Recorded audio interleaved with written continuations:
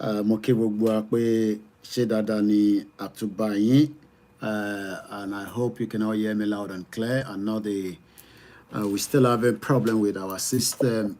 Hopefully, we will sort it out one day. But one thing is, we will manage what we have to continue our presentation all the time, while hopefully we will have a better upgrade to put things in place.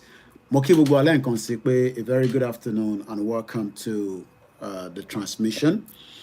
It is the Sunday, aago mẹ́ta òun ló ṣe ń lù. Mo kí gbogbo alẹ́ nǹkan sí, mo kí gbogbo wa níbi tí ẹ bá ti ń gbọ́ wa tí ẹ ti ń wò wá.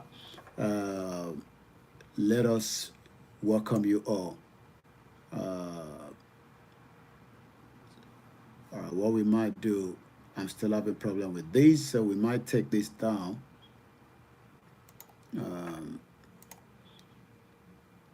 Because system méjì là ń lò. One of those systems, it can be powerful. The other one is not very strong. Mo kí bàbá wa Awofajemi Fáwì ẹ ṣé gan ni, ẹ káàbọ̀ sórí ètò. So we will just manage the phones. Office phones may be supplemented so that we can be able to get the broadcast going. While I'm still preparing that, let me just find another track to play. Mo kí gbogbo wa pé ẹ káàbọ̀ ẹ kú ìjókòó níbi tá tún máa dára wa lẹ́kọ̀ọ́. Mo kí Easy Dollar, mo kí gbogbo ilé nǹkan sí. So while I'm still preparing, the broadcast, it is the Sunday broadcast. As you can tell, every broadcast is different. So Itashilenkan was a breaking news. This one is a different broadcast. Yòrùbá Nation, are we ready or are we not? Yòrùbá Nation like Bidani, our oníṣẹ́ méjì ju Yòrùbá Nation lọ. Different platforms, they talk about different things. Ìtẹ́mi gbé dání ayato sí tí ẹlòmíì gbé dání. That is why it's called different programs. But for now, mo dúpẹ́ lọ́wọ́ gbogbo ẹ̀yin tí ẹ ń darapọ̀ mọ́ wa. I think I still have this beautiful one. Eléyìí tó ṣe fún olóyè. Ènìyàn tí wọ́n ń pè lórí ìṣà Ìgbòho ìṣà Sunday mi Àdìsá tó bá rógun kì í sá. Ọmọ Adéyẹmọ ẹni tí ó bá mọ̀ Sunday Ìgbòho Adéyẹmọ kò dáyọ̀ mọ́. Orí ní kí n máa já sọ́la ọ̀la ń bí wọn nínú. Ìbẹ̀rù òsì bọ́lọ́dọ̀dọ̀ ibi kòkó làbọ́ta alẹ́ bá ọ̀tá. Bàbá Yọ̀mídé, bàbá Ronaldo Sunday, bàbá Dámilọ́lá Ìgbòho, Àkàndá ọkọ̀ Adérọ́pò tí ó fẹ́ràn ìyànjẹ. Ìgbòho Sunday, mo kí ẹ kú ayọ̀. Ìgbòho Sunday, ọjọ́ kí ẹ lò ní. Ọmọ Adéyẹmọ Ìgbòho Sunday, wàá ṣe kú fún ọkọ̀ Adérọ́pò.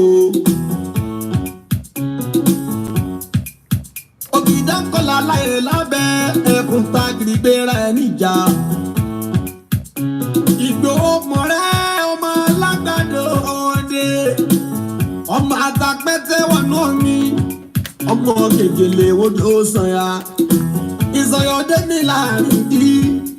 Omi kò sí ní kan sí mi lẹ́nu. Ọmọ òkúta mẹ́ta òde Ìgbòho. Ọ̀kan ṣe mí dábọ̀dábọ̀. Ọ̀kan ṣe mí máa rọra. Ọ̀kan tó kù nígbà tó mọ̀ bò kí ló wá gbò mọ̀ rẹ sí. Gbàgede Ìgbòho sùn ọ̀ láìsí bẹ̀rẹ̀. Wọ́n ní kò ní bẹ̀rẹ̀ máa kó bẹ̀rẹ̀ lọ. Ẹ̀yin lọ́mọ bẹ́ẹ̀ sì bá bímọ méjì nígbò mọ̀ rẹ̀. Àbíkọ́ bọ́ kó sí amúkan yòókù gbó sọ̀yà. A ó mú ìyá rẹ̀ tí ọlọ́rọ̀ gbọ́. A ó fi ìṣẹ́rú wálé kó lè máa jẹ́ òkútu pa. Mo jẹ́ ọmọ onílé ọ̀la. Wàrà mo jẹ́ ọmọ onílé ọ̀la. Wàrà mo jẹ́ ló máa wọ àjèjì wòyí. Wọ́n ṣe ségesège. Wọ́n láwọn ò ní gbọ́mi kó símú. Àwọn ò ní gbòó sọ̀yàwó ẹsẹ̀. Ojú kò fírí. Gbogbo wọn bọ̀ mi kó símú.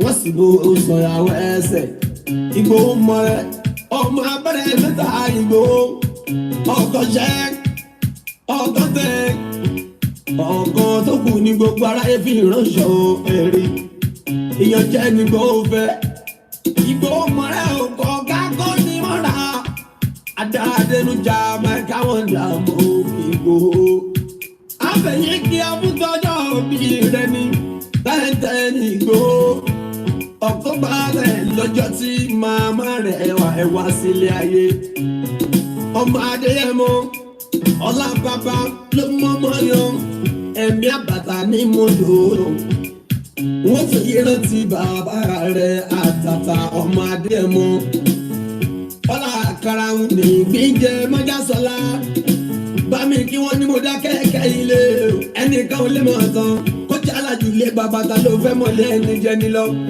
October tẹ̀ la fi rántí ọjọ́ òbí ẹni yẹn ọjọ́ tó ń lọ kò yẹ nìkan ìjùmọ̀ rẹ̀ kó ṣe é dìbò èmi ní sáà fún gbogbo àgbàjọ pẹ́ láyé Ìgbòho Sunday mo kí ẹ kú ayọ̀ ọmọdé ẹ mọ Ìgbòho Sunday ọjọ́ òbí ẹ lónìí màmá ni ọba mi kí Ìgbòho Sunday wàá ṣe púpọ̀ ẹ̀ láyé òṣòrúkọ ṣọ̀wọ́n kí ẹ Ìgbòho Sunday pé ó kú ayọ̀ Ìgbòho Sunday ọjọ́ bí ẹ lè ní mo wí wàá ṣe púpọ̀ ẹ̀ láyé adáradé. Mo kí gbogbo alẹ́ nǹkan sí and I say welcome to the live transmission. A very good afternoon and a very good evening and welcome.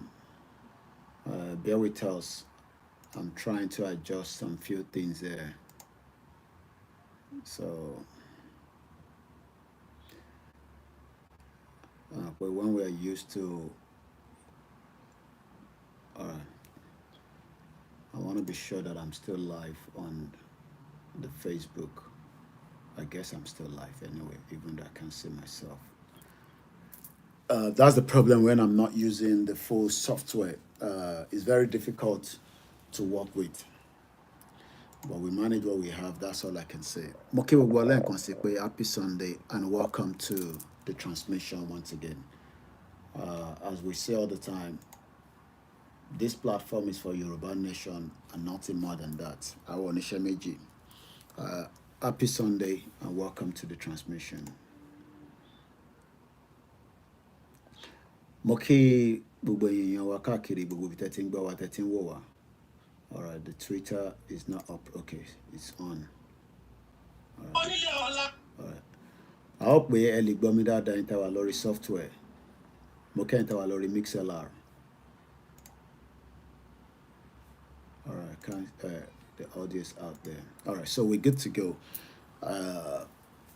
Akusimi Beni, Akusimi Yami, Moki our Grace Olushoto, Moki Gubayin, Agbalagba Tewanole. Emi àbúrò yan mọ́ iná ní Koiki Media. We are just going to start in a few minutes. Ká tó ṣe analysis bí nǹkan ṣe ń lọ nílé.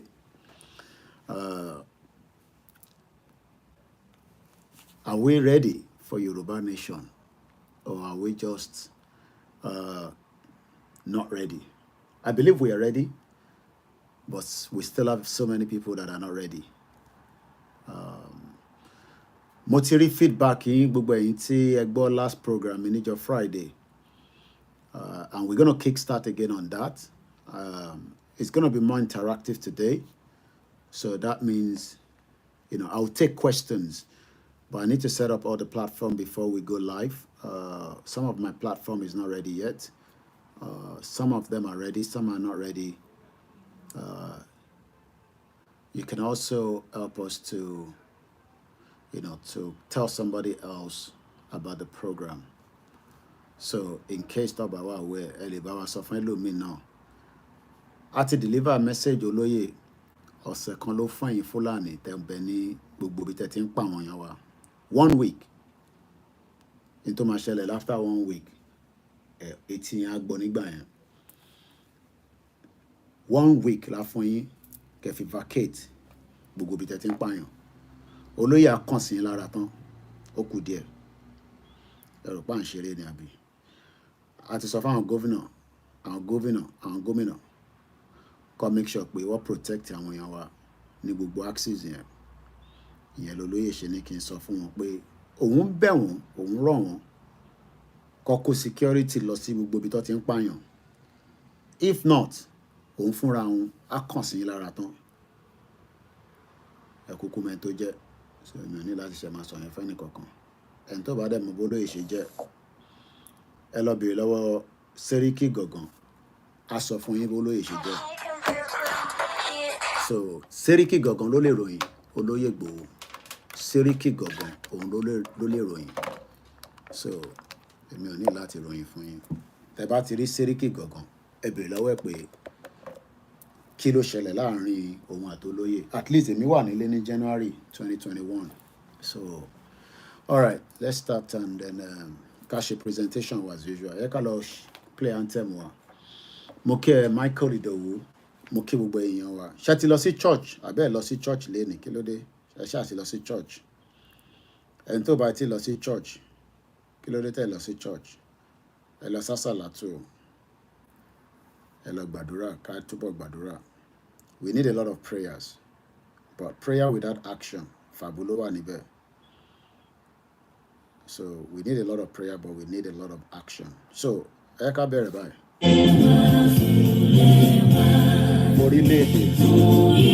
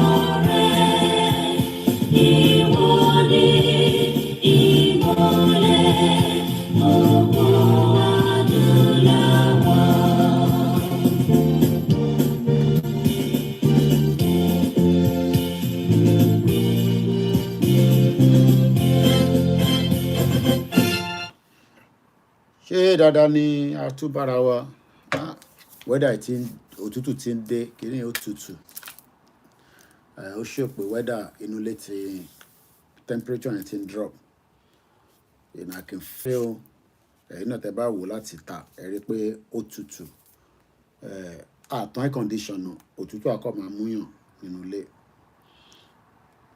ẹ fẹ́ ká wá jókòó sí bíbẹ̀ àbí ẹ ní Nàìjíríà máa dáa èyí tẹ́ ń sọ fún wa ní gbogbo ìgbà nìyẹn ẹni ká ṣe sùúrù díẹ̀ pé Nàìjíríà máa dá mo ní no problem èmi náà mọ̀ bẹ́ẹ̀ pé Nàìjíríà máa dá ẹ mọ̀ pé ó ti dá lánàá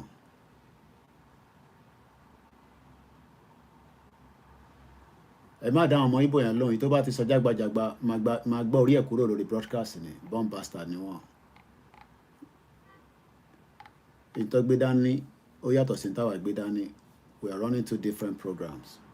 Self-determination làwọn fẹ́ self-determination làwọn náà fẹ́ so we cannot compare ourselves orí wọn pé náà anyway so àwọn tó jọ̀gá àwọn tó jẹ́ Simon Ekpara làwọn bá ṣe àwọn ọmọ kéékèèké tó máa wá sórí social media tó dá kankan mọ́ mo máa ń kí gbogbo alẹ́ nǹkan sí pé ṣàlàfíà ni mo tún bá gbogbo wa tẹ́ bá ti ń like outfit mo wọ̀ yìí àwọn ọmọlúàbí apparel àwọn lọ ní Koiki since tó jẹ́ pé ìwọ ni bàbá Yorùbá lẹ́yìn bàbá Kítóyè ìwọ ni ambassador Yorùbá nation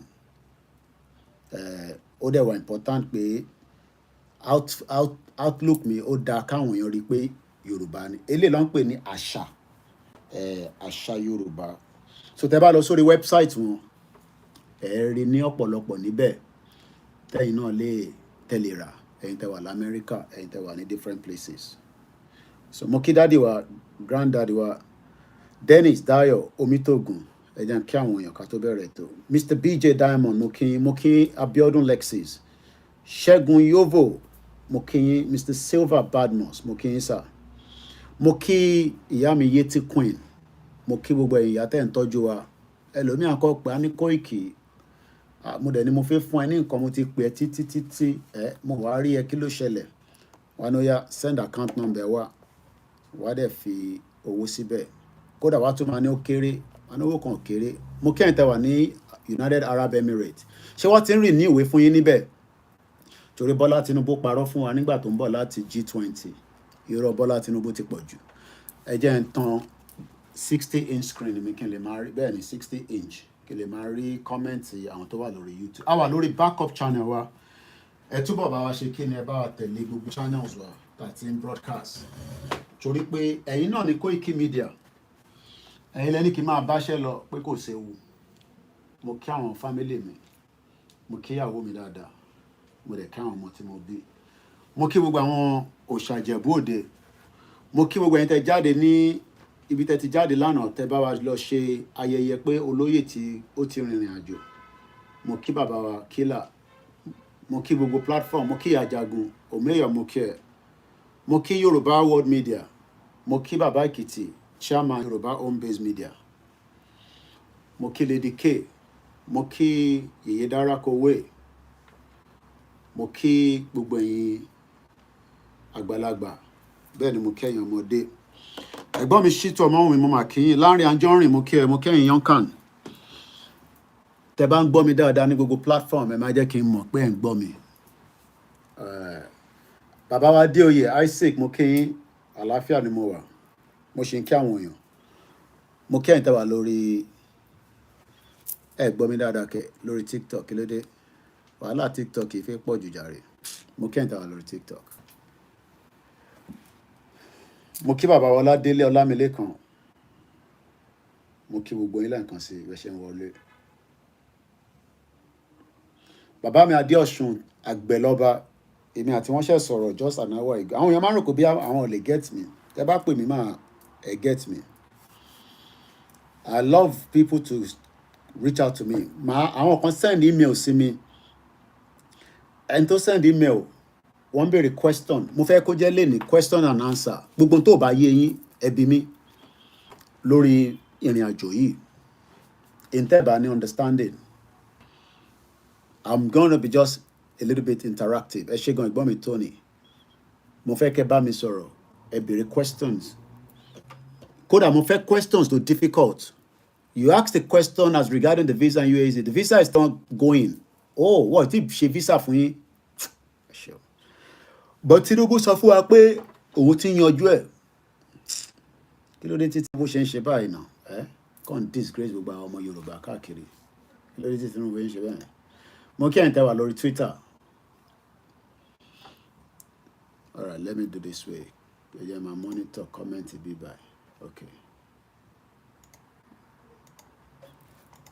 Ẹ jẹ́ ń lọ monitor comment orí Koiki Odùduwà. Mo kí wà pẹ̀lú ẹ̀wà. Mo kí gbogbo àwọn Alhaja White. Mo kí gbogbo Muslim Association of Nigerians tó wà ní UK. Ṣé Tinubu tún wá ń scam wa báyìí ni nígbà tó sọ fún wa pé òun máa yanjú visa fún yín? Kò dá bẹ́ẹ̀ náà. Mo kí ẹ̀yin tẹ́ wà lórí Instagram, ẹ̀gbọ́n mi Michael, ẹ káàbọ̀ sà. Mo kí bàbá Kíntóyè, mo ti bá wọn sọ̀rọ̀ láàárọ̀ yìí. Then it's a privilege to be one of the forefront of the Yoruba Nation movement. Tí bá pe bàbá Kíntóyè máa gbé call. Tí bá pe Dr. Kìbíọ̀run máa gbé call. Mo kí bàbá wa Prophetic Rufus Eho. Wọ́n ní, but we have OPC and VGL and other forces. Well, we expect them to protect our people. Àwọn ọmọ Igbo tó bá ti wá sọ nonsense, mo máa gbá wọn dànù kúrò lórí broadcast ni, because Simon Ekpa fún wa ní respect tó pọ̀ gan. Bọ̀ṣẹ̀rẹ̀ àwọn tó wà lẹ́yìn wọn, àwọn ẹranko pọ̀ láàrin wọn. Well, I don't tell you if Igboho is coming to Nigeria, but àti fún àwọn Fulani ní 1 week.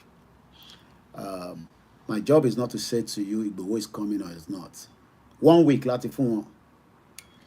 Igboho is coming or not is not a question. ẹ jẹ́ ká deal pẹ̀lú problem, internal problem. Ìgbòho sílé for 2 years now. Mo rí àwọn àfà mẹ́ta kan wọ́n náà gbórí èèyàn dání ní Ìbàdàn, born bastard. Ṣé orí ṣé ẹ fi porí ìtọ́ bá ṣé ó máa ń di owó àbí ẹ lọ máa gé orí èèyàn, ṣé báwọn èèyàn ṣe ń lówó lábúrọ̀dì nìyẹn. Mo ṣe ń kí àwọn èèyàn, mo kí bàbá Múyìwá Natal, mo kí gbogbo ẹ̀yin White Garment Church pátápátá. Kódà mo rí ìyá àdúrà gan mọ̀ bí wọ́n wà ní London ni, ó ti tójọ́ mẹ́ta tí mo ti gbúrò ìyá yẹn. Ìyá àdúrà, èmi náà ti lọ sí church wọn dáadáa. Nígbà tí mi àti ẹ̀gbọ́n mi gbẹ̀dọ̀ àti heritage àwọn ló ń bá wọn cover níbẹ̀. Ẹ ṣáà mọ̀ ìyá àdúrà, the philanthropist woman. Mo rí service wọn láàárọ̀ yìí. Mo kí gbogbo ẹ̀yin KICC, mo kí ẹ̀yin Redeem, mo kí grandma, mo jẹ́ Adésànyà, mo kí ìyá mi Awóníyì, mo máa ń kí gbogbo ẹ̀yin àgbàlagbà.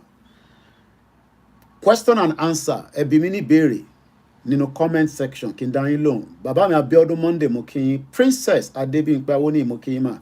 Mo kí Ìyálájé, mo kí gbogbo ẹ̀yin mothers wa. Mo kí àwọn ìyàwó Ìgbòho Òòṣà. I'm so happy to see Ìgbòho with the children. Very, very happy. Ẹ̀mejì láláyé pè mí láàárọ̀ yìí. Coordinator, mo ní bàbá mi kí ló tún ṣẹlẹ̀?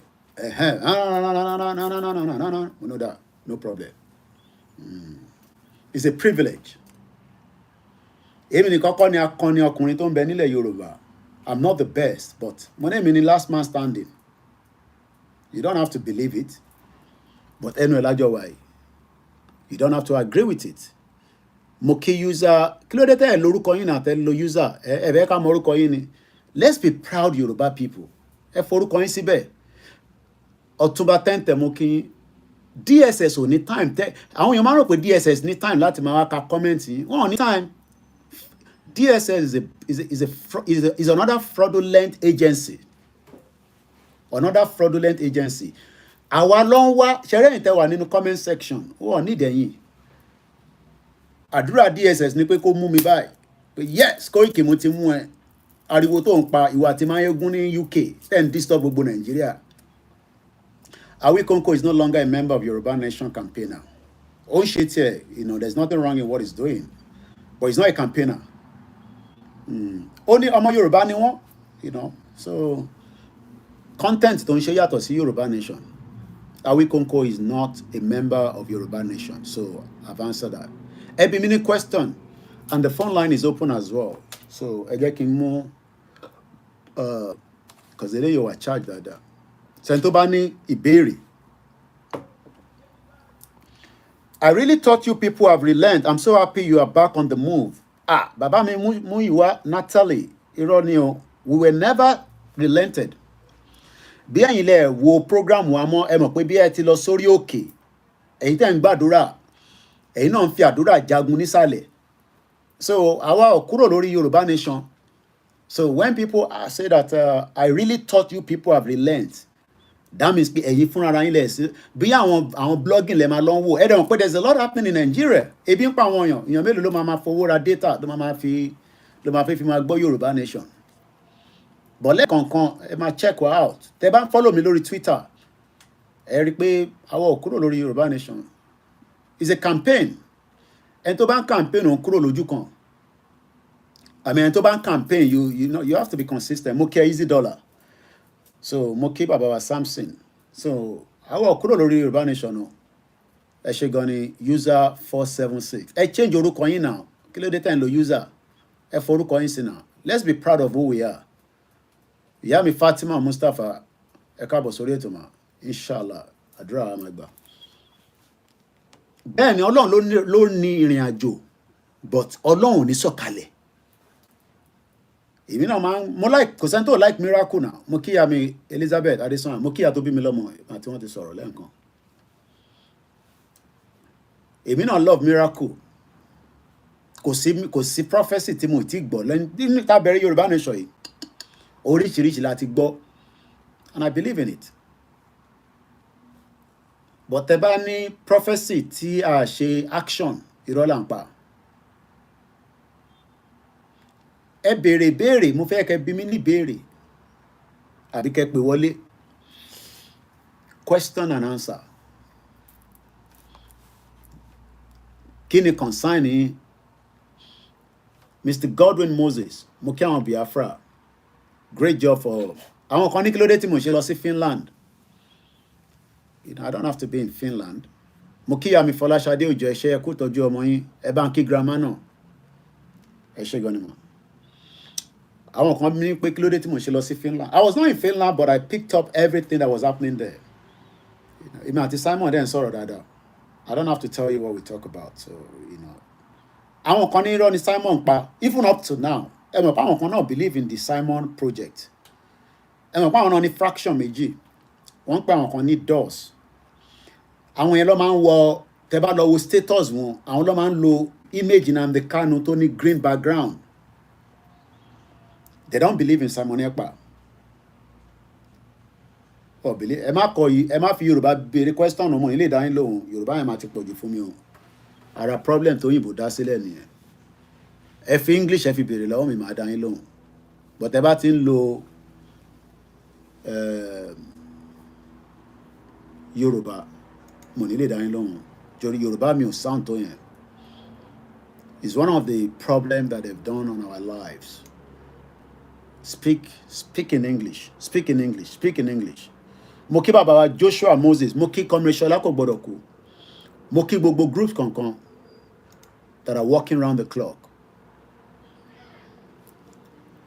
Àwọn elite wa, mo láǹfààní pé many people check my status because every month mo máa ń fi sínú status mi. I'm one of those that tí bá fi nǹkan sórí status mi nísìnyí, ó máa ní views about 1,000. Ó lè má fún mi ní revenue ni. Mo kí bàbá wa Kẹ́hìndé Òsénì.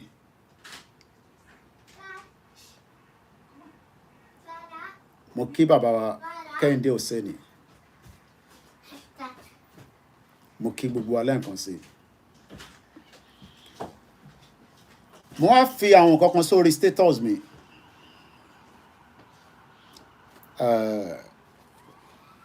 And sometimes tí bá fi nǹkan síbẹ̀, àwọn èèyàn máa comment lé lórí. Program tá a ṣe níjọ́ Friday. Program tá a ṣe níjọ́ Friday. Ó jẹ́ kó yé mi pé, yeah, bàbá mi Michael ni, despite all the ups and downs, is there still hope for Yoruba nation? I feel disappointed when most of the agitators cash out. Tẹ́ bá ní what cash out, I want to understand what people, mo máa padà sórí status mi. When people say people cash out, Sherry, there's a lot of false information in the public domain. Èèyàn lè máa ṣe Yorùbá nation, kọ́nà òun ṣe mọ́, does not literally mean they cash out. Work or feel like it is something that they want to do again. And in any movement, you know, ṣàrà àwọn political party, wá kúrò láti APC, wá lọ sọ́nà other party. But what she kini, what she were, you know, what she were together. So I would disagree to say that people cash out. To be a force anybody go share campaign Yoruba nation. Okay, tẹ́ bá náà àwọn tó ń ṣe Yoruba nation cash out. Kí lẹ máa ṣe pẹ̀lú àwọn 50% tó believe in Yoruba nation. Kódà ìyẹn máa gbé mi lọ sí in tí mo fẹ́ sọ lórí status mi. I'm talking about a very big man in Nigeria. Big man kan wọ́n comment lórí status mi. Wọ́n ní 90% ọmọ Yorùbá ló wà lẹ́yìn Tinubu. Ẹ̀gbọ́n kan tó sọ. Wọ́n ní 90%. Wọ́n ní we've never had it like this before. Wọ́n ní we've never had it like this before. So 90% táwọn sọ yẹn pé àwọn 90% are excited that Tinubu is the president, regardless of whatever is going to happen after Tinubu bá ṣe tán. Àwọ̀ kódà èèyàn kan nínú kọ́mẹ́ǹtì program mi tí mo ṣe ní ìjọ Friday, I'll see if I can pull that comment as well. Àwọn kan tún jẹ́ kó yé mi pé Tinubu gan wà lára àwọn tó da Nàdẹ́kò, ó split ẹ̀ sí méjì. Wọ́n ní gbogbo tí Tinubu bá gbọ́ wọlé, ó máa ń split ẹ̀ sí méjì. So ẹ jẹ́ ká ṣì kọ́kọ́ response sórí question yẹn pé àwọn agitators kan cash out. Yes, we saw some members of our media team tí a jọ ń pariwo Yorùbá nation. I don't have to mention their name. Okay, mo ń bọ̀ lọ́dọ̀ yín ẹ̀gbọ́n mi Jimmy, àwọn ní 90% people, Koiki, it is not 90%. Check how many people voted for him in Lagos State. À ń bọ̀ lóbẹ̀ ẹ̀yẹ́ ká tẹ̀sí kọ́kọ́ clear ẹ̀ lórí àwọn èèyàn cash out. I have seen one of the agitators telling people to pay for ram and stuff for ètùtù when Baba Igboho was detained. Normal nìyẹn now. Ọmọ Yorùbá ni wá now. Okay, ṣé èèyàn kì í pa ẹran ọdún ni ẹ̀ kì í pa adìyẹ ni. Irú ọ̀rẹ́ tó bá sọ pé òun ò lè ní kọ́ bá wọn ṣe ètùtù. Ìbẹ́ ń lọ sí church ẹ̀ ń donate fruit síbẹ̀ ẹ̀ ń donate owó sínú tithe. Ètùtù náà lẹ́ ń ṣe yẹn now. Báwa ọ̀bá jáde bá sọ fún yín pé à ń ṣe ètùtù. Tá a bá jáde táwọn sọ fún yín pé à ń ṣe èèyàn kì í ṣe sàárà ni. Ọmọ Yorùbá ni wẹ́ẹ́ má anybody I mean okay nínú wíìkì yìí wíìkì tó kọjá ẹ̀ ó kọ́ ẹ pé kò ń ṣe gbogbo audio la lè máa play fún yín ni. Èèyàn kan sì sọ pé yes pé àwọn rí àwọn kankan pé ká dẹ̀ ṣe àwọn àdúrà kankan tó bá lè pẹran sí tó bá dẹ̀ lè pẹran gbogbo yẹn mean anything. People donated money for all those things, you know, and tó bá dẹ̀ ṣe fine, tó bá dẹ̀ ṣe kò matter. So I don't think that is a cash out. Ṣé rí cash out mean pé kan ní nísìn irú èmi báyìí nísìn àti gbowó kẹ wá gbọ́ pé ṣe Yorùbá nation mọ́. Ìyẹn máa jẹ́ bí shock absorber fún àwọn èèyàn pé lóòótọ́ àwọn kan lè ṣe for monetary gain. Mo mọ pàdé mi kan tẹ́ pé níbí báyìí mo mọ̀ bí ó sanwó fún ọwọ́ sanwó fún I don't have the evidence but it's a public figure. Gbogbo ilẹ̀ mọ́ ṣòdì òkè Balógun Èkó ẹ wo bó ṣe sọ̀rọ̀ sí Tinubu eventually ó endorse Tinubu now. Ó dẹ̀ náà wọn ò ní kó gbogbo tóun sọ wọn ò ní kó jẹ́ ó sì wà lórí state ó sì wà lórí Instagram ẹ̀ mo kí ẹ TJ bàbá. So ọ̀rọ̀ Yorùbá nation pé àwọn agitator kan wọ́n fall out normal nìyẹn tó bá náà wọ́n ṣe mọ́ náà nìyẹn kò sí nǹkan tá lè ṣe sí yẹn. There's nothing we can do to that. Àwa tó kù ní ká ṣe máa campaign yẹn lọ nítorí pé intern campaign fún ó wà organic ó dẹ̀ wà authentic. Intern campaign fún yìí intern tó pé a fẹ́ Yorùbá nation yìí ṣé kò wọ́ tẹ̀ ni looking at all the indices tó wà nínú Nàìjíríà lénìí. So mo ti answer question yẹn ká má pẹ́ lórí ẹ̀ torí question pọ̀. Ìyá mi Adéṣọ́lá ni what they don't understand is that no one is fighting Tinubu or Peter Obi. We are fighting the evil system. Kí mo fẹ́ máa bá Tinubu jà fún? Mo mọ Tinubu rí ni. Èmi mọ Tinubu rí náà, ọ̀bọ̀ ọmọ Yorùbá ni. Then mo fẹ́ comment kan náà wá lórí last program wa tá ṣe. Yes, Tinubu gbogbo alámọ̀ pé àwọn politicians double player ni wọ́n. Gbogbo tí Tinubu sọ pé òun máa ṣe pẹ̀lú àwọn Afẹ́nifẹ́re kọ́ ló ṣe nígbà tó wà ní Lagos State. Òun kọ́ ló appoint rẹ̀ wọ́n appoint ẹ̀ sí ni wọ́n yan ni àmọ́ ẹni tó pa Funsho Williams nísìn because Funsho Williams has a better gain than Tinubu fúnra rẹ̀ lọ. Tí Tinubu ò bá lọ jẹ governor Lagos State nígbà tó jẹ́ yẹn after tó gbé ní UK for 4 years kódà ìgbọ́n mi kan sì send the image Tinubu tó sọ pé òun ò believe in Nigeria image yẹn wọ́n sì send ẹ̀ sí mi ìgbòlówà. Oh no, I don't believe in Nigeria but for whatever reason òun lélẹ́yìí èmi kúkú kọ́ mo kọ́ Tinubu ò dẹ̀ lè jáde nísìn kó deny pé òun sọ bẹ́ẹ̀ I don't believe in one Nigeria òun lélẹ́yìí átíkù yẹn lélẹ́yìí ní London bíbá náà ni wọ́n tẹ̀ ní Milton Keynes ló gbé mo dẹ̀ ti ní kẹ́ni yẹn pè mí wọ́n ti pè mí mo need the proper address here so that èmi náà lè ṣeré lọ kí n lọ tẹ̀ obi tí Tinubu gbé ẹ jẹ́ n ka kọ́mẹ́ǹtì àwọn èèyàn máa ń bẹ̀rù gan lórí Instagram ẹni yóò lórúkọ ẹ̀ ó kàn sọ pé user kìíní kan ni wọ́n ní Koiki Media I love you and what you are doing to promote the Yoruba unity. However, I beg you to please stop associating with Tinubu with Yoruba nation. Mo kí ìyá mi Comfort Ológunjà happy Sunday. Any happy Sunday, I disagree that on 90%. À ń bọ̀ lórí comment yẹn. Ẹni tó sọ̀rọ̀ yẹn, kò ń ṣe tí mo lè dárúkọ anyway. Normally, I have to protect the name. But he's a very learned person. Very, very learned person. Màá dẹ̀ mú bọ́ ṣe sọ jáde later fún yín. Very, very learned. But ẹ jẹ́ ká clear ẹ̀ lórí ọ̀rọ̀ Tinubu.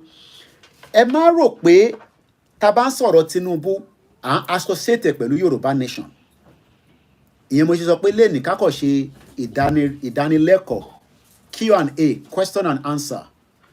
Mo mọ̀ pé àwọn question kan wá màmá kà àwọn comment yẹn because ẹni tó wà lórí YouTube ò sí lórí Facebook. Ẹ̀gbọ́n mi Jimmy sọ pé ẹja kákọ́ kan tí ìyá mi kan fọtológun jà sọ wọ́n ní gbogbo ilé happy Sunday. I disagree with 90% supporting Tinubu. How many people voted for Tinubu? Question mark.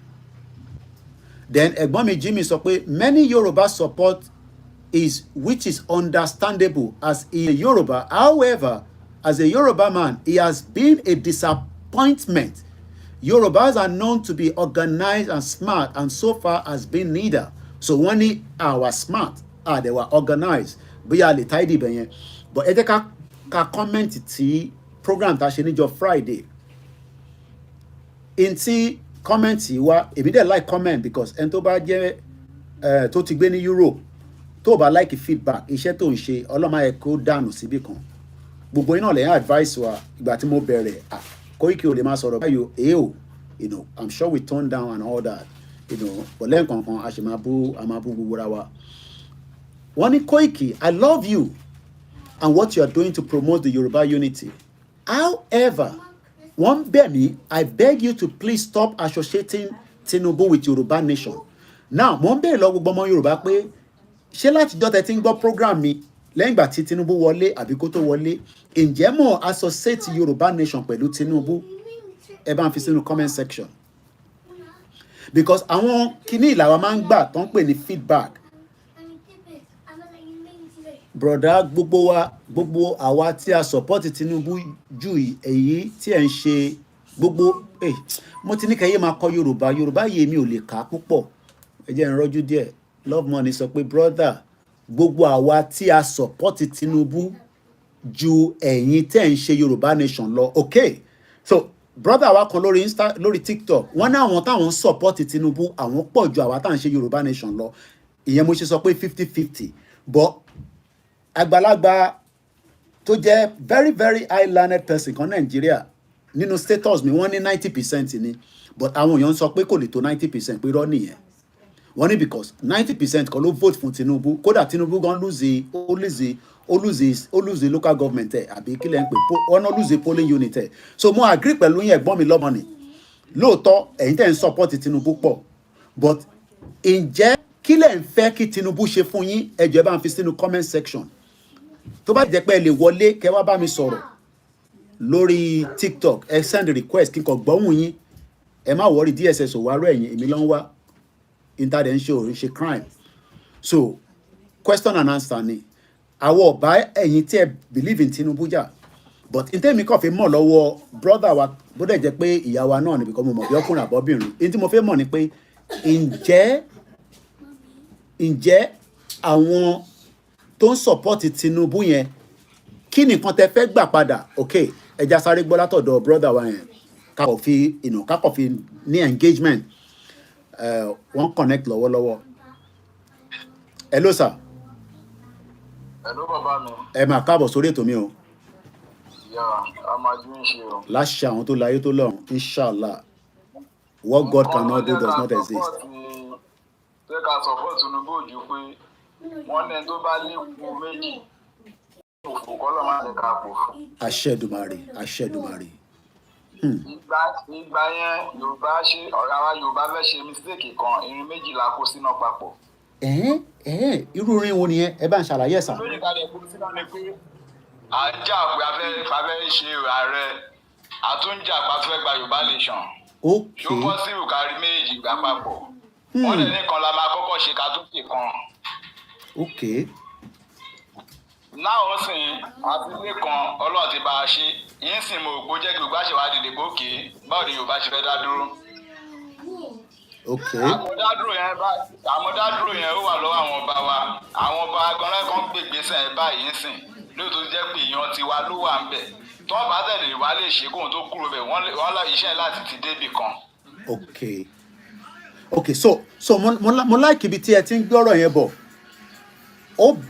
A fẹ́ kigi méjì bọ́nú iná. Àbí ṣe bá gbọ́ Yorùbá. So okay, now kí ni expectation ni tẹ̀yin lórí ọ̀rọ̀ bàbá wa because bàbá wa náà ni tí bá fẹ́ disrespect màá kọ́ ní Tinubu ìyàn mí anything but ọmọ Yorùbá wa ní Koiki orí ẹ̀ ò pé ṣé yẹ kó máa disrespect àgbàlagbà but lọ́dọ̀ tiwa Rishi Sunak kì í jẹ́. ẹ lè pe bọ̀dá Tinubu ẹ lè pe dáàdì Tinubu because bí nickname Tinubu ẹ jẹ́ lójú tèmi kì í ṣe pé wíwá pé bí Rasaki àbí nǹkankan. Okay, alright. Ntí mo fẹ́ fààyàn bẹ́ẹ̀ nísìnyí pé kí ni expectation ẹ̀yin? I mean, I'm not talking about anything. Mo fẹ́ mọ̀ kí ni expectation yín lórí ìrìn àjò Bọ́lá Tinubu as the president nísìn. Kí ni nǹkan tẹ́yin fẹ́ gangan? Ṣé ẹ má kí n fọ̀rọ̀ sí lẹ́nu? Kí ni nǹkan tẹ́yin fẹ́ gangan? Nǹkan tá a fẹ́ báyìí gbogbo nǹkan tó jẹ́ bẹ́ẹ̀ tọ́ Yorùbá kí bàbá kan bá wa gbà. Okay, bí ẹ fún mi láwọn example bíi mélòó kan bíi méjì mẹ́ta kan. Okay, láwọn sìn ó ní àwọn ibì kan tó jẹ́ pé ó jẹ́ concrete local government sí. Okay. Tó bá lè bá create. Mo ń gbádùn yín mo fẹ́ note sílẹ̀ ní ẹ mọ̀ pé àwọn ọ̀rọ̀ báyìí àwa journalist máa ń fẹ́ jẹ́ kó jẹ́ record so that màá lè ní lọ́wọ́ ó yá mo ń gbọ́ so tó bá lè bá yín create tó bá lè bá wa kí n má sọ pé ẹ̀yin tó bá lè bá wa create more local government. Àwọn local government. Okay. Àwọn state wa náà complete state fún wa especially Ogun state. Tá a bá wo Ogun state now ó tóbi jù kan tó yẹ kó jẹ́ state kan lọ. Okay. Òwúrọ̀ àwọn ẹ̀dọ́ bá a ṣe tọ́lọ̀ dẹ̀ fún aláwọ̀ gómìnà gidi tílùú bá da tílùú tó rọ kálukú lọ́rùn kò sẹ́ni tó máa pariwo pé bá pé kí Yorùbá dá dúró àbí nǹkankan but ọlágbé kò sí security ìyà ń jẹ àwọn èèyàn. Security, okay, so again poverty, yeah, okay, mo ń gbọ́. Òun ló fa gbogbo nǹkan tí kálukú fi ń jáde pé kàn dá dúró gbogbo nǹkan yẹn sìn làwọn ń gbàdúrà pé kọ́lọ̀ kó ràn án lọ́wọ́. Okay. Which is a very important thing because àwọn kan máa ń ní ẹ kò sí tó kàn án pẹ̀lú èmi Ọlọ́run ní jẹ́ kó kú síbẹ̀ nǹkan tó bá lọ kú síbẹ̀ bàbá problem ló máa jẹ́ fún wọn Yorùbá tí ó Ṣètìmá ló máa gbàjọba but ẹ jẹ́ kí wọ́n mú kankan jáde fún yín mo like àwọn point tẹ́ mú jáde ẹni kó bá wa create more local government ẹni kó create more state if it's possible kó dẹ̀ bá wa reduce the insecurity tó ń bẹ ní southwest àti pé poverty I mean gbogbo ta máa ń post oúnjẹ yẹn kankan yẹn kò mí nìkan kan tó yẹ pé ẹ̀yin náà ló ń jẹjẹ mi ti jẹ mọ́ínmọ́ín àti gàrí láàárọ̀ yìí but èyí tí mo fẹ́ bí ẹ̀gbọ́n mi ni pé tí Tinubu bá ṣe gbogbo eléyìí tó fún wa ní gbogbo eléyìí I mean within kó tó di pé time frame tó máa fi lọ let's even agree that 8 years ó create a more state ó stabilize the security ó stabilize poverty ṣé ìyẹn indicate pé àwa táwa ń campaign fún Yorùbá nation káwa jọ̀wọ́ lẹ̀ torí pé bàbá wa Bọ́lá Ahmed Tinubu yan ààrẹ ó ti fún wa ní more state more local government kódà gbogbo security nísìn wọ́n fún ìtàn pè ní autonomy fún state police mo kàn assume ni o I don't know whether that is going to happen but kákọ̀ factor ẹ̀ pé ó máa ṣẹlẹ̀ bẹ́ẹ̀ kí lẹ rò pé ó máa ṣẹlẹ̀ lẹ́yìn ìgbà tá a bá rí gbogbo eléyìí tí Tinubu bá wá lọ ṣé ẹ feel pé àwa táwa ń pe Yorùbá nation yẹn kí lẹ́yìn máa wá rò lọ́kàn yín pé argument ti yín yẹn ṣé ó parallel mọ́ argument tiwa tó èmi máa ṣe sọ argument tiwa ẹ mọ̀ pé tí ilẹ̀ yìí sọ nísìn and it's a very good argument because tabaníkàwò lóòótọ́ àwọn north ó lè ní wọ́n àwọn òyìnbó ti fún northerners ní more local government wọ́n ti jẹ́ kí ó dàbí ìgbà tẹ́ pé north ló pọ̀ jù wá lọ irọ́ dẹ̀ ní tabaníkà ṣe proper censor mo rò pé Tinubu máa ṣe censor dáadáa kó tó lọ but àwa yẹ mo gbọ́. Okay, so ẹ̀yin nísìn tó bá wá fún wa ní gbogbo eléyìí. Mo náwọn ẹ̀gbọ́n kẹ́kọ̀ọ́. Okay, alright, èyí tí mo sì fẹ́ find out ni pé tó bá fún wa ní gbogbo eléyìí sá ǹjẹ́ ó sì lẹ́tọ̀ọ́ pé ká béèrè fún Yorùbá nation.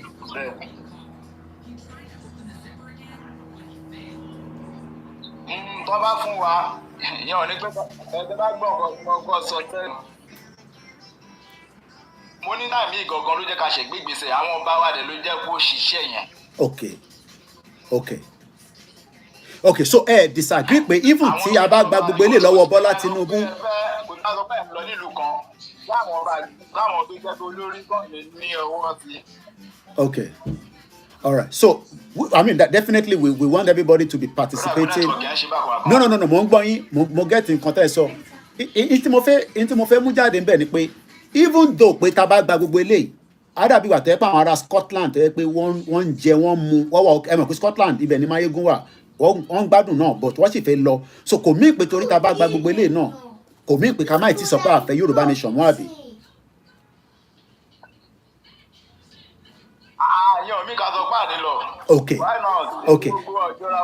All right. So but tí Tinubu bá wá ṣe tán tó tí power yẹn pa tí Tinubu bá ṣe tán tí ó padà sí north ìyẹn power bá padà sí north ǹjẹ́ a lè ronú pé lọ́jọ́ ọ̀la ó lè máa wà difficult àwọn northerners lè máa wà jẹ́ ká lọ mọ́ than bí Tinubu ṣe wà níbẹ̀ tó yẹ pé a lè tètè lọ ẹ mọ̀ pé Tinubu this is like an option láti disintegrate Nigeria.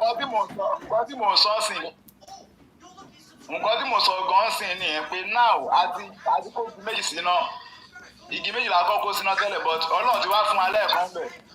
Okay. ìgbàlá tí mẹ́ẹ̀kan bẹ̀ náà ń sìn sí báwo la fẹ́ ìrìn àjò yìí before 20 years yẹn kí bàbá tó kú bọ̀ kí kò láti ṣe. mo like ọ̀rọ̀ tẹ́sán bẹ́ẹ̀ yẹn ẹ bá mi repeat bẹ́ẹ̀ yẹn báwo la ṣe fẹ́ rìnrìn àjò how do we mo fẹ́ kọ́ lóyìnbó ni o how do we move this journey forward kí lẹ́yìn rò pa lè ṣe.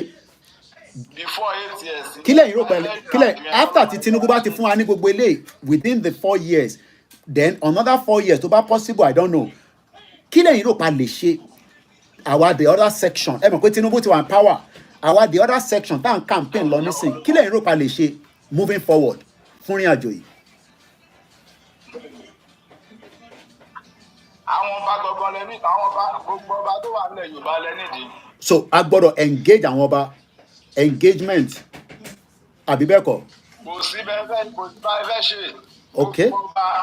because olórí ìlú bá sọ pé òun ò lọ kò ní sí fún aráàlú kan sọ pé àwọn ń lọ. Okay, all right. I think we're happy with our brother because so that means pé tábà jọ ń sọ pé à ń ṣe Yorùbá nation táwọn kan ní ẹ Yorùbá nation wọ́n lè ń ṣe èyí níranù àwọn náà ní ẹ APC wọ́n lè ń ṣe so in the long run we are all on the same board. Bọ́kọ̀ yẹ pé ọ̀nà táwọn ti APC yẹn ń gbà àwọn campaigner yẹn àwọn náà ń wò pé Tinubu ti wà ń bẹ̀ nísìnyí ó ń stabilize lọ́wọ́ though nǹkan kan ti work but kó ṣáà make sure pé creation of more local government based on interest security poverty and then more state then later on our campaigner náà ká sì máa engage ká má dẹnu dúró so that means pé kò síjà láàrin ara wa náà nígbà yẹn. ìgbà tí ṣẹ̀ṣẹ̀ bẹ̀rẹ̀ ṣẹ̀ gangan lélẹ̀ ń sìn. Ṣé pé a gbọ́dọ̀ lọ sùn báyìí nísìn. Iṣẹ́ ṣẹ̀ bẹ̀rẹ̀ báyìí. Tí bá gbọ́ yín dáadáa ìgbọ́n mi a gbọ́dọ̀ lọ sùn báyìí. a lè sọ pé ọjọ́ iwájú ní nǹkan tẹ̀ ń ṣe lọ́ọ́ báyìí. Okay, ìyẹn long term short term lẹ́yìn deal pẹ̀lú lọ́wọ́lọ́wọ́ which Bọ́lá Tinubu dẹ̀ ti débẹ̀ ó dà ẹ ṣé gan ni. tó kọjá yẹn àgbègbè díẹ̀ ní bọ́tí ilé yẹn sì ti Yorùbá lè ṣe é gangan ní ìrìnàjò ọjọ́ iwájú gbogbo ni Yorùbá ń lọ àti láti mójútó torí àwọn tó pọ̀ lẹ́yìn. Ẹ ṣé gan ni mo really love engagement and thank you so much for the contribution. Ẹ jẹ́ ká jẹ́ kí ẹ lọ love money Ọlọ́run á jẹ́ kí àwọn family á wà pẹ̀lú gbogbo wa kò ní fi wá sílẹ̀ ẹ bá ń kíyàwó àtàwọn ọmọ thank you so much. Ẹ jẹ́ ká jẹ́ kí brother wa lọ. Mo ń bọ̀ yín tẹ́ ṣe fẹ́ wọlé now ọ̀rọ̀ jáde níbi tí brother wa yẹn sọ̀rọ̀ sí ọ̀rọ̀ yẹn pọ̀ tó jáde but ẹ jẹ́ kí n padà mo kíyàwó Abọ́sẹ̀dé thank you so much love money ẹ̀gbọ́n mi Simon Adébísí mo kí yín mo kíyàwó Wúràọlá tremo medical healing Bashiru okay bàbá àgbàlagbà ni wọ́n ẹ ṣé gan ni mo kí yín happy Sunday Idris Abimbola mo kí yín tọ̀wọ̀tọ̀ mo fi ń dárúkọ gbogbo yín ẹ yẹ kí n padà sórí kọ́mẹ́ǹtì tí mo ní mo rí lórí ìkànnì àwọn program wa tá a ṣe níjọ́ Friday.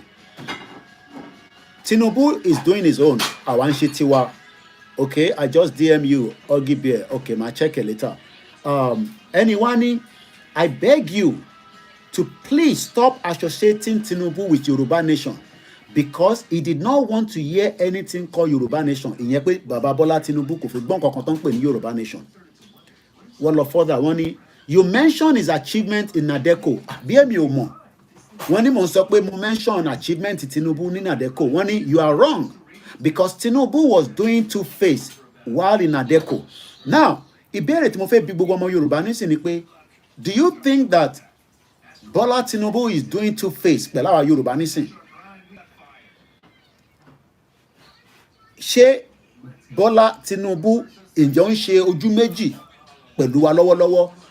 Mr. Mike lórí Instagram ni Koiki don't let us beat around the bush no matter how much appealing and persuade, most of the kings won't help the situation. They are all slaves to the government. Ogibi ẹ sọ pé bàbá wa Bọ́lá Tinubu ń ṣojú méjì. Ta ló tún agree pẹ̀lú comment yẹn? Okay, Mr. Michael tún even if Tinubu give you all what you wanted, power will shift back to the north. What is the hope for Yòrùbá after he have left the presidency? Ìyẹn ló ṣe sọ pé a gbọ́dọ̀ make sure pé we intensify in what we are doing. Mo kí gbogbo alẹ́ nǹkan sí pé happy Sunday níbi tí a ti ń jíròrò lórí ọ̀rọ̀ Yorùbá nation àti ilẹ̀ Yorùbá. Ilẹ̀ Yorùbá ò ní dàrú. Gbogbo táwa ń fẹ́ ó dà ń pé the same thing náà ni brother wa yẹn fẹ́. Ìtàwọn kan sọ ni pé tẹ́ bá lọ́nà ẹ fẹ́ Yorùbá nation nìkan tó bá lọ gbé Tinubu wọlé problem ló máa jẹ́. Now tí Tinubu ti débẹ̀ wọ́n ní àgbọ́dọ̀ dákẹ́ iṣẹ́ yẹn gbọ́dọ̀ máa lọ. Ó dà ń pé èèyàn kan náà tó fẹ́ wọlé ẹja sáré gbọ́ ẹni tó bá ti sọ̀rọ̀ tá a máa disconnect yín so that kí a má máa ní background. Wọ́n ní Bọ́lá Tinubu will choose Nigeria over Yorùbá nation. So ìyẹn náà máa dàbí Ọbásanjọ́ nìyẹn. Ọbásanjọ́ ní my Nigerianness is better than Yorùbáness. Ẹ káàbọ̀ sórí ètò happy Sunday. Ẹgbọ́n sókè. Àlàáfíà gbogbo family wa. Tẹ̀rí ẹ̀kọ́ ti fojú mú wọn. Ifo tó bá jẹ́ pé PC ló ń ṣe ẹ̀kọ́ tí ń fojú mú wọn. As in for me and ẹni tó bá jẹ́ ẹni tó máa ń reason dáadáa like tó dẹ̀ ń wo nǹkan tó ń ṣẹlẹ̀ nínú ayé for now. A máa rí pé Yorùbá ò ní future Nàìjíríà. Yorùbá ò ní future nínú Nàìjíríà. Kí ló dé tẹ́ ṣe sọ pé kò sí future fún Yorùbá nínú Nàìjíríà sà? Okay, ẹ wo ti dọ́là, ẹ wo rate ti dọ́là. Ẹ máa rántí pé ọmọ Yorùbá ló wà níbẹ̀ as a president o. Mo fẹ́ kẹ́ máa factor yẹn mọ̀ bó ń gbọ́ yín sà. Nǹkan tí mo fẹ́ béèrè lọ́wọ́ yín ni pé ètò ilẹ̀ yín Tinubu ń ṣe báyìí tí dọ́là yẹn máa fi wá sílẹ̀. Ó náà ń stabilize ẹ̀ lọ́wọ́ ni. Ṣèbó ṣẹ̀ dé bẹ́ẹ̀ ni kò tí ì lóṣù mẹ́fà náà. Kí la wá ń kánjú fún? Ìtọ́ máa sọ fún mi nìyẹn ni mò ń sọ fún yín o. Ẹ mọ̀ pé mi ò jẹ́ agbẹnusọ ẹ̀. Ẹ mọ̀ pé Tinubu tún fẹ́ yáwó ọ̀fíìsẹ̀ǹtì. Normally nìyẹn lówó kankan tẹ́lẹ̀ ìbẹ̀lẹ̀ tí fẹ́ kó rówó tó máa fi rán gọ́ọ̀mẹ̀ tó máa yá ni. Ẹ mọ̀ pé rate tí dọ́là wà kò ní lọ sílẹ̀ ó máa lọ sókè ni. Buhari sọ pé òun máa ṣe ní 1-to-1 bí a Tinubu náà máa ṣe kó tó tọdún mẹ́jọ. Èmi kàn ń sọ ní o mo ń sọ ní o mo ń gbádùn yín sà. Àwọn kọ̀ọ̀kan wà tá máa ń sábà wò lára èèyàn gẹ́gẹ́ bí àwọn olórí Nàìjíríà tó dẹ̀ pé quality ẹ̀ gangan. Ẹ má bínú pé mo dọ́rọ̀ mọ́ yín lẹ́nu àgbàlagbà mi tó ń sọ̀rọ̀ ẹ má bínú sà. Torí bó ṣe wá sọ́mọ́ ìlú ṣe fẹ́ sọ. Tó bá jẹ́ pé Àtíkù ló débẹ̀ àbí Peter Obi, ǹjẹ́ dọ́là yẹn náà máa lọ sókè àbó máa wálẹ̀ ni? Ṣé personality ni dọ́là fi ń wálẹ̀ ni àbí báwo? Torí pé mo mọ̀ pé based on economy àti gbogbo tí mo ń gbọ́ yín sà. Tẹ́lẹ̀ ẹ̀ mọ owó ìṣẹ̀lẹ̀ ń bẹ̀ ni pé ó ti ṣe díẹ̀ náà táwa náà wà nù ayé lóòótọ́ ọmọdé la ìjẹ́ lọ́dọ̀ but níwọ̀nba pẹ̀lẹ́ ní tó bá ní làákàyè tí Peter Obi bá wà ń bí àbá ti kù nǹkan tá à ń fèsì náà la máa fèsì. Okay. Because Nigeria ti wà program. Mo máa like ọ̀rọ̀ yẹn kẹ́ Nigeria ti wà program. Nigeria is program. Nigeria is program. Olówó máa máa lówó sí ni olòṣì máa máa tòṣì sí ni. So anybody tó bá yẹ pé kò ń ṣe pé bóyá senator àbí ó wà House of Rep àbó jẹ́ bí governor àbí kíní bóyá ó kàn jẹ́ bí party ó kàn wà nù party ó máa lọ ń pariwo wọ́n máa ń fún ní ráìsì ìgìríkà méjì ó máa wà nínú ajẹ́ poverty ni kò ń ṣe pé like it's what they program for everyone. Yes, it's obvious because still Baba obvious they are not like they don't plan to do anything good for the citizen. Okay. So kí lẹ̀yin rò pé ó yẹ kó ṣẹlẹ̀ because nígbà tẹ́ni bí Peter Obi náà bá wà níbẹ̀ dọ́là máa lọ sókè tÁtíkù bá wà níbẹ̀ dọ́là máa lọ sókè. So mo ń gbọ́ sà. Àwọn èèyàn rí Tinubu based on àṣẹ wọn àṣejù ẹ òun náà dẹ̀ tún gbé sójú wọ́n rí bí èèyàn burúkú ètò bí yàgò ní Tinubu lọ but ẹni tó bá ní ọgbọ́n àgbèrè ló máa mọ̀ gbà wọn yùtù ló kọ̀ pé kàn lè pé ó ní nǹkan tó máa ṣe because tí ò bá yà wèrè jù wọ́n lọ ni pé ẹni ok ṣé wọ́n lè fún Ṣòwòrẹ́ ní power àwọn èèyàn like Sowore. Nítorí pé Sowore ò dance to tone àwọn tí wọ́n operate Nàìjíríà ni. Okay. So people tó wà lọ́dọ̀ àwọn tó operate Nàìjíríà so tó bá wà ńbẹ̀ gan ó lè wọ́ sí ibi tí ó ṣe wà ńbẹ̀. Okay, mo kí bàbá Dípọ̀ káàbọ̀ sà. So tí bá get yín ẹ̀gbọ́n mi any Nigeria is program báwo la ṣe máa on program tó wà program yìí. Bá ṣe máa on program ẹ̀ ni pé wọ́n ní tí kinní kan bá ṣe káwọ́ lórí wọ́n ní tí kinní kan bá ṣe ká lórí àfọmọ́lẹ̀. The only thing tá lè ṣe náà ni pé ká fọ́ Nàìjíríà mọ́lẹ̀.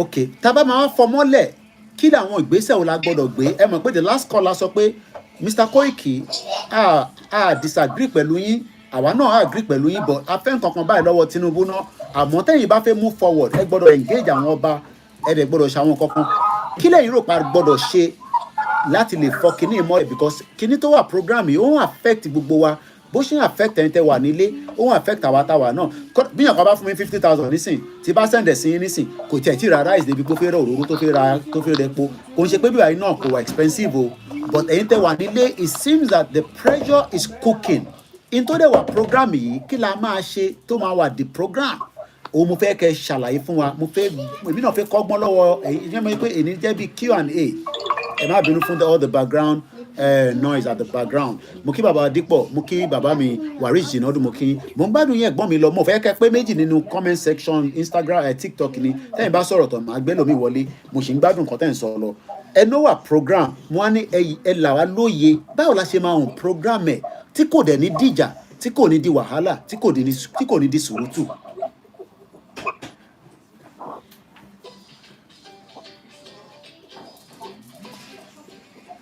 Okay, bí a network yẹn ó ń delay ṣe gbọ́n nǹkan tí mo sọ sà.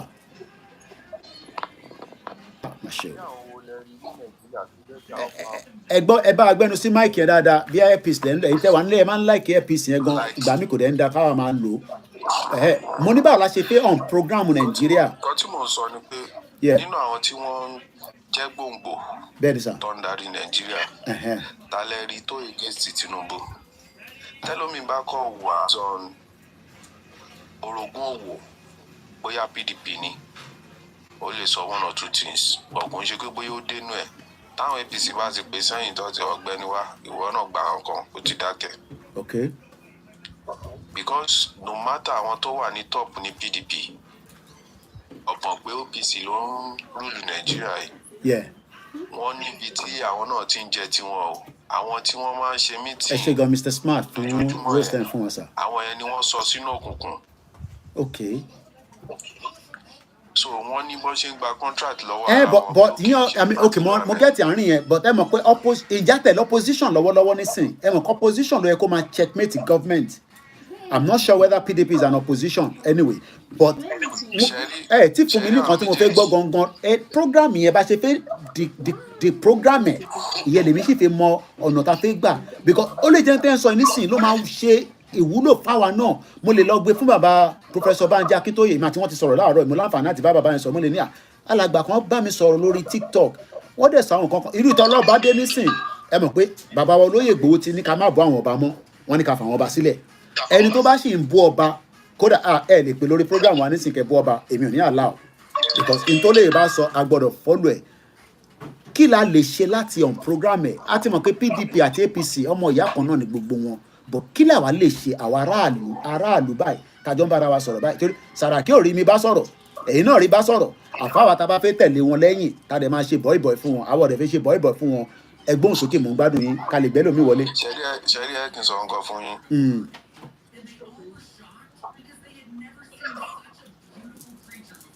Mo lóògùn like nǹkan kan iyẹ̀ náà ní kí ẹ má kú so téèyàn bá ti kú a ṣe nǹkan tó bá fẹ́ ṣe. Option Nàìjíríà náà ni Yorùbá nation. So ẹ sì dúró lórí option yẹn so option yẹn náà ni Yorùbá nation. Option ni kò sí option kankan bí kan like kò sọ́gbọ́n ta lè dá sí because àwọn tó wà ń bẹ̀ yìí wọn ò gbọ́n kankan wọ́n ti gé tiwọn. Ìmùlẹ̀ ni nǹkan báyìí ni wàá ṣe tó bá débẹ̀ tó bá ti ṣe nǹkan báyìí la máa ṣe fún ẹ. So Tinubu nísìn kò tẹ́ bá ní múlẹ̀ that means pé Tinubu náà ó máa fẹ́ múlẹ̀ náà nìyẹn àbí. Àwọn jọ wà ń bẹ̀ ní now. Èmi ò mọ̀ ń béèrè ẹ̀mọ̀ kémi ti kúrò létí pẹ́ wọ́n dẹ̀ ní kí n má wà lé nísìn so ẹ̀yin dẹ̀ lẹ́ wà ń lé mo mọ̀ bí ẹlẹ́lẹ́ yìí náà wà so nísìn pé so nísìn tẹ́ ń sọ nísìn ni pé tí bàbá wa Bọ́lá Tinubu náà bá jẹ́ ìmùlẹ̀ probability pé àwọn tó ń rò pé ó máa gbé wọn lọ fún restructure regional ǹjẹ́ yẹn máa bọ́ sí báyìí because wọ́n ní ẹni sọ̀rọ̀ jẹ́ kí n ka gbé fún yín because comment tó wá lánàá wọ́n ní Tinubu fúnra rẹ̀ is a two-face wọ́n lójú méjì ló máa ń ṣe èmi kọ́ mo sọ bẹ́ẹ̀ o wọ́n ní you mention his achievement in Adeco wọ́n ní you are wrong ẹ má bínú sí mi mi ò mọ̀ ní o because Tinubu was doing a two-face kódà wọ́n ní is a double traitor ìjẹ́ yìí náà gbàgbọ́ bẹ́ẹ̀ pé ojú méjì ló máa ṣe Bishop ẹ kọ hold on síbẹ̀ má sọ̀rọ̀ ẹ jẹ́ kẹ́ni tó ń sọ̀rọ̀ láàrin tán Bishop ẹ hold on síbẹ̀ mo ti gbé wọlé mo gbọ́dún yín ẹ̀gbọ́n mi lórí TikTok. nǹkan tó kàn ṣẹlẹ̀ ń bẹ̀rẹ̀ ẹni sùúrù sẹ Bishop ẹni sùúrù síbẹ̀. mo ń gbádùn lórí TikTok. ó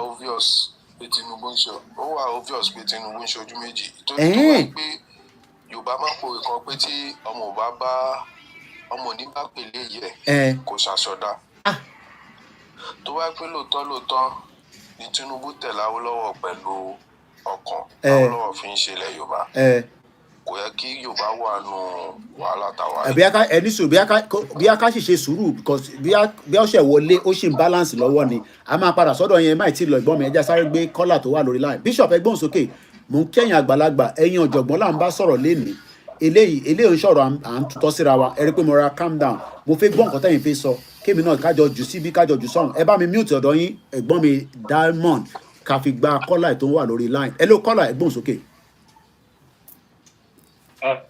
Oshegun Koiki. Ẹ káàbọ̀ sir.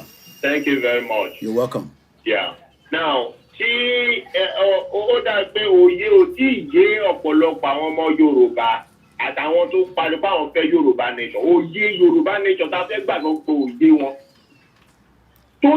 tó yé Yorùbá nation tá a fẹ́ gbà yìí tá a ń ṣètò tó bá yé wọn kò sẹ́ni kankan tó máa kú Tinubu ọ̀ráyè Tinubu. Ṣèbí nǹkan tá à ń sọ nìyẹn wípé kò sí kankan tí Tinubu máa rí ṣe ń bẹ̀. Kí ló dé tẹ wọ́n blame ẹ̀? Fún tá a sọ ló ń ṣe now and it's good for us. It's good wípé a sọ fún ó dẹ̀ rí bẹ́ẹ̀. Tí Tinubu bá débẹ̀ tó bá rí Nàìjíríà ṣe àwa la mọ́fo.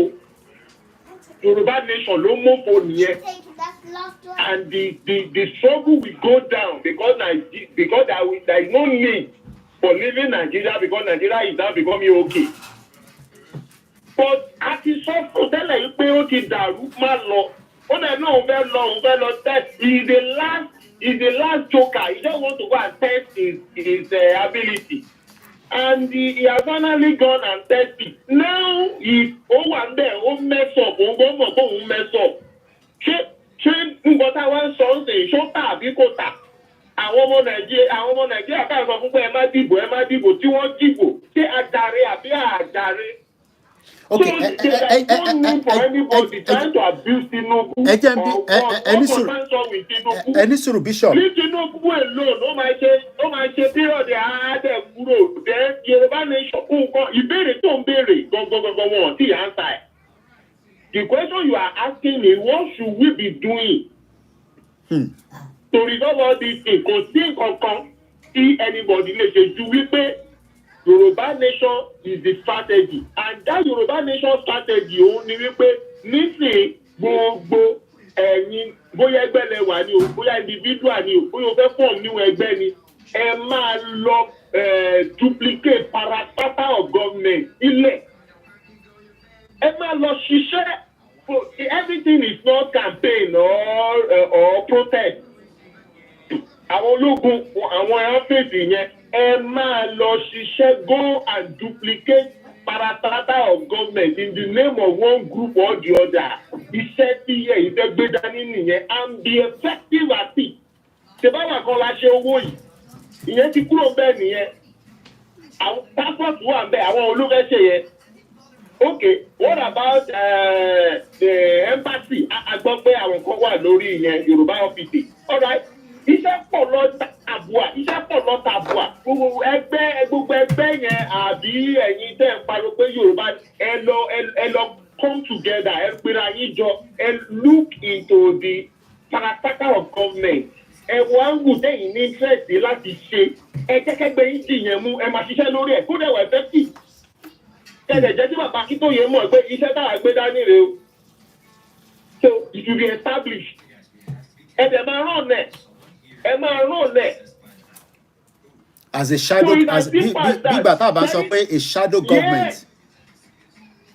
Yes. Okay. Nǹkan tó yẹ kẹ́ tó ní ká kó máa ṣe ń sìn nìyẹn concerning currency àwa ti dì yẹn mú ó dẹ̀ ń ṣiṣẹ́ globally.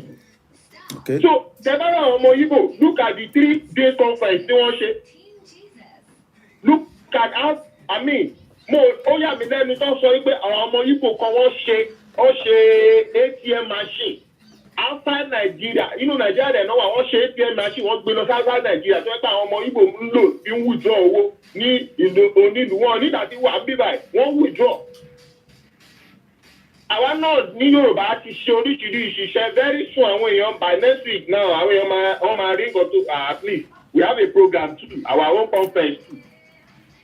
tó tí bàbá Akíntóyè máa tó máa wà out. so nǹkan tí question tó béèrè òun ni mo fẹ́ analyse lórí wípé wọn ò yá ń ta ẹ̀ kí ni ká máa ṣe nǹkan tá a máa ṣe ni ẹ lọ duplicate the parastatal of government ẹ wá ìkan tẹ̀yìn mọ̀ ọ́ ṣe ẹ bá ṣiṣẹ́ lórí ẹ̀ kẹ̀dẹ̀ máa gbé ẹ jẹ́ kí bàbá Akíntóyè mọ̀ ń pa ẹ̀ ó lè fún yín ní àṣẹ àtòǹtẹ̀ kẹ máa gbé iṣẹ́ yẹn ṣe don't start idle and feel that all about Yorùbá nation is about rally and protest no a ti pariwo tó gbogbo èèyàn ló ti mọ̀ wá gbogbo èèyàn ló ti mọ̀ Yorùbá nation so that's not the only thing àwọn nǹkan tó bá jẹ́ pé yẹn làwọn gbé dání ẹ fà àwọn yẹn sílẹ̀ kó jẹ́ pé rally lọ gbé dání publicity media àwọn media wà ń bẹ̀ TV so gbogbo yẹn ẹ máa lọ ṣiṣẹ́ ẹ lọ gbéṣẹ́ kan dání ẹ máa lọ ṣiṣẹ́ not be talking you are expecting Tinubu to do something and you are saying you are looking for Yoruba nation what kind of Yoruba nation are you looking for if you are expecting Tinubu to do something you don't need Yoruba nation it's a simple logic. Tinubu can never do anything kó tó wọlé ni mo ti sọ tó bá lọ gbé Pope Vatican tó bá lọ gbé Pope Vatican kó wá jẹ president in Nigeria ó máa fọ́kọ̀ with that constitution and with the corruption that is at the deep root in Nigeria we are saying the contraction should split and kò necessary kó jẹ́ pàtọ́wọ́ wa ló ti máa split níbi tó dé yìí but we should agree that it should split. That's the nkoko nìyẹn because àwọn ọmọ Igbo bọ́ ṣe wà wọ́n lọ and there is nothing we can do about it tó wá dẹ̀ ti yá tó ti bẹ́kẹ́bẹ́ lọ́dọ̀ tiwọn títí wá ní ká defend ara wa ká dẹ̀ ti prepare sílẹ̀ but we are not all yet prepared.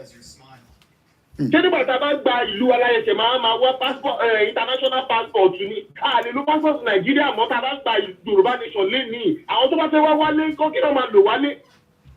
So all those should be in constitution. Àwọn olóhùn dúdú yẹn náà kó ti wà lẹ̀. Okay, is that not the work of any sort of bishop, any sort of, because I have a lot of questions. I'm sure we caller can call us on TikTok and to our TikTok. Ṣé gbọ́n kan tí caller wa ń sọ ṣe ní point méjì mẹ́ta tẹ́ fẹ́ sọ níbẹ̀ kó tó di pé mi sọ̀rọ̀ sà. Mo gbọ́ nǹkan tó ń sọ. Ẹ̀gbọ́n sókè.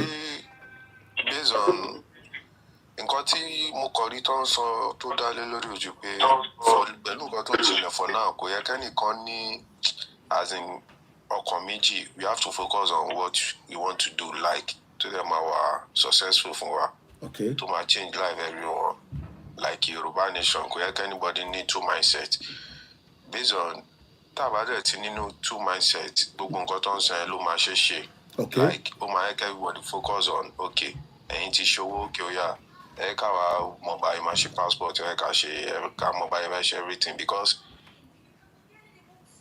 kò sí ọ̀nà Àbújá kankan mọ́ Yorùbá nation ni. Kò sí ọ̀nà Àbújá kankan mọ́. The reason dẹ̀ ni pé ẹ̀wọ̀n sì ẹ̀ wo bí nǹkan ṣe hard ní Nàìjíríà ń sìn. Ẹni tó ń gba minimum wage 30,000 èlò ní rice báyìí ń sìn bóyá 70k. Báwo ni irú ẹni yẹn ṣe fẹ́ survive ẹni yẹn ò yàtọ̀ sẹ́ni tí ò níṣẹ́. Okay. Because iṣẹ́ tó ń ṣe ò lè survive But all these problems will not go anytime soon anyway. So as much as Abbas rice mama loss okay, ni kò likely pé rice might drop wale.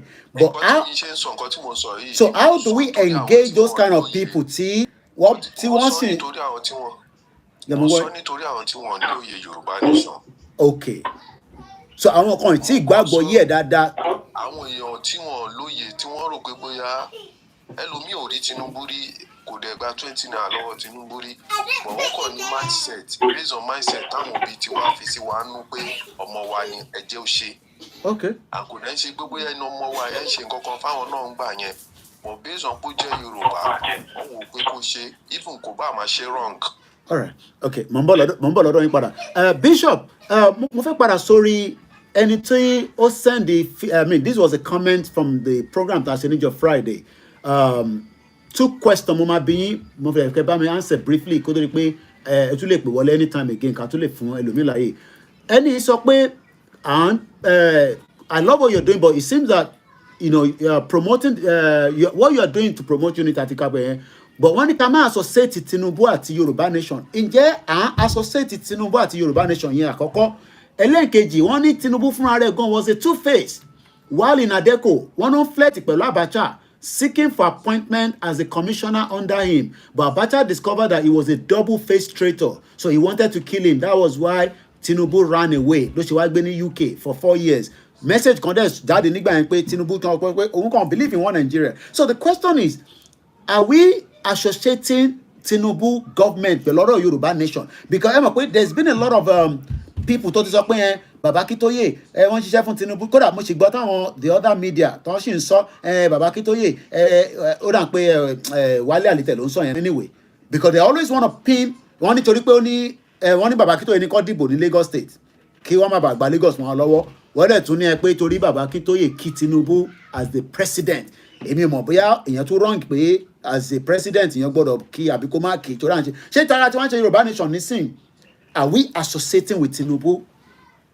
Or do we need to associate with him at some point? Because tabaja no, tabaja. If Tinubu is still in government, you and Shima kó gbogbo àpapọ̀. Tọ́mọ wa béèrè pé kí ló ṣẹlẹ̀, two fighting. Táwọn bá dẹ̀ náà wọ ọjà, táwọn ọmọ the other side Biafra, táwọn bá bẹ̀rẹ̀, wọ́n sì máa jókòó sórí round table. So there will still be a kind of association with Tinubu, but maybe èmi mo understand nǹkan tó sọ níbẹ̀ yẹn. Ẹ sáré bá mi ṣe analysis yẹn díẹ̀, Bishop. Okay, thank you very much. Nígbà kan tí mo wá bẹ́ẹ̀ ní ọ̀dọ̀ Chief Ìbàdàn. Bẹ́ẹ̀ni sà. Mo explain àwọn nǹkan, mo lé àwọn èèyàn gbọ́ Yorùbá mọ́ ọ̀dẹ̀ gbóyìnbó. There is always communication feedback problem with Yoruba people. Only few that are well in depth in knowledge understand. If I want to put our own professor, wọn ò gbọ́ Yorùbá, òyìnbó yìí wọn ọ̀dẹ̀ gbọ́ dáadáa. So wàá máa sọ ọ̀rọ̀ kan fún Yorùbá, wàá máa tẹmọ, wàá máa ṣàlàyé kó tó yé. Ọlọ́run máa gbà wá níbẹ̀. Àṣẹ. The word association with Tinubu is completely wrong and out of it. Okay. Yoruba nation is not associating with Tinubu. Yoruba nation is negotiating with Tinubu. So tí bá gbọ́ yín dáadáa, there's a difference between there's a difference between association and negotiating. And negotiation, yes. What we are doing is negotiation. Okay, so are we right to negotiate with the government? Is another question. We have the right to negotiate with the government. I'm a negotiating on at the end. I'm a negotiating on. Okay. We have to talk. Okay. And because Baba is talked about, because Baba is mentioning Tinubu, if Tinubu is not there, if Buhari is there, we will mention the president. He's the president of Nigeria. We have to negotiate with him. Baba wrote Buhari now. If Baba associated with Buhari by writing him, we have to negotiate with him. Now, Tinubu is the Omo Yorùbá now. We have to rewrite him again and talk to him with our fellow. Okay, so ṣé bàbá ní right ìyẹn bàbá wa Professor Adébánjí Akíntóyè mo sì rí bàbá bá sọ̀rọ̀ láàárọ̀ yìí àwọn kódà àwọn gan lọ pè mí nígbà tèmi náà pé wọ́n ṣàpèrà wa padà ṣé bàbá ní right láti máa kí Tinubu pé ó kú oríire pé ó jẹ president wọ́n mọ wá ní. He has he's 100% right to, even if it's Buhari or any Yalo, he has the right to greet the person and congratulate him for winning the election. If it's Yòrùbá or not Yòrùbá. Okay. Because we are still under the Nigerian umbrella. All of us are still Nigeria. Okay. And we have said that we are not fighting. We have said we are not fighting. Okay. Okay. Mo ti get point. Even though they don't want to. Yeah. Okay. So I want to associate with Lugogoni Biafra. We associate with their personality, self-determination for all our major don't fight for. I want to associate with Luni. But Tabatuan associate you know, not literally pé route táwọn lọ yẹn náà la tún máa jọ lọ o. No. We are independent. We have our own. They are fighting for self-determination. We are fighting for self-determination, and we recognize them. Okay. So we associate with them. If you kill one Biafra, we will talk as a Yoruba nation. Because what you are doing to them, very soon you come and do it to us. That's the meaning. Because we are standing for the so àwọn Yorùbá tó máa sọ pé ká má ní kankan ṣe pẹ̀lú àwọn Biafra because they are ignorant. Okay. They are myopic. And go and look at them very well. Those people have no contribution in Yoruba nation. Okay. Bishop, one more thing. Totally pay my law.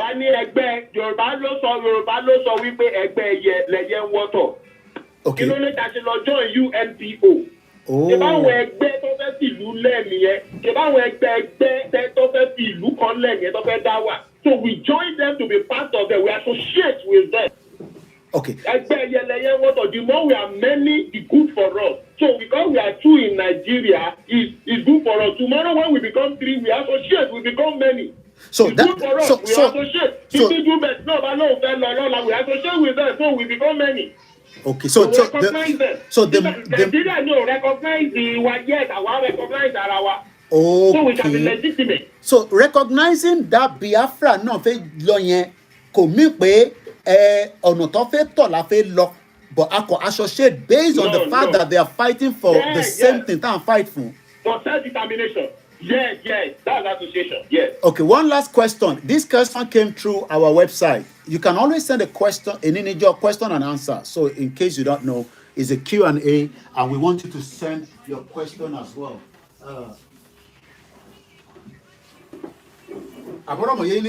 So into mo fẹ́ bẹ̀rẹ̀ nísìn because mo ṣe ń gbádùn analysis Bishop gan lọ mo kí gbogbo èèyàn wa èní níjọ́ Sunday. Bishop, we receive a question from our website. Mo ní dárúkọ ẹni náà.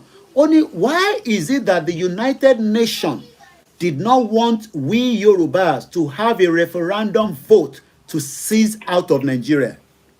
Mo fẹ́ kọ́ bá mi answer question yẹn sir.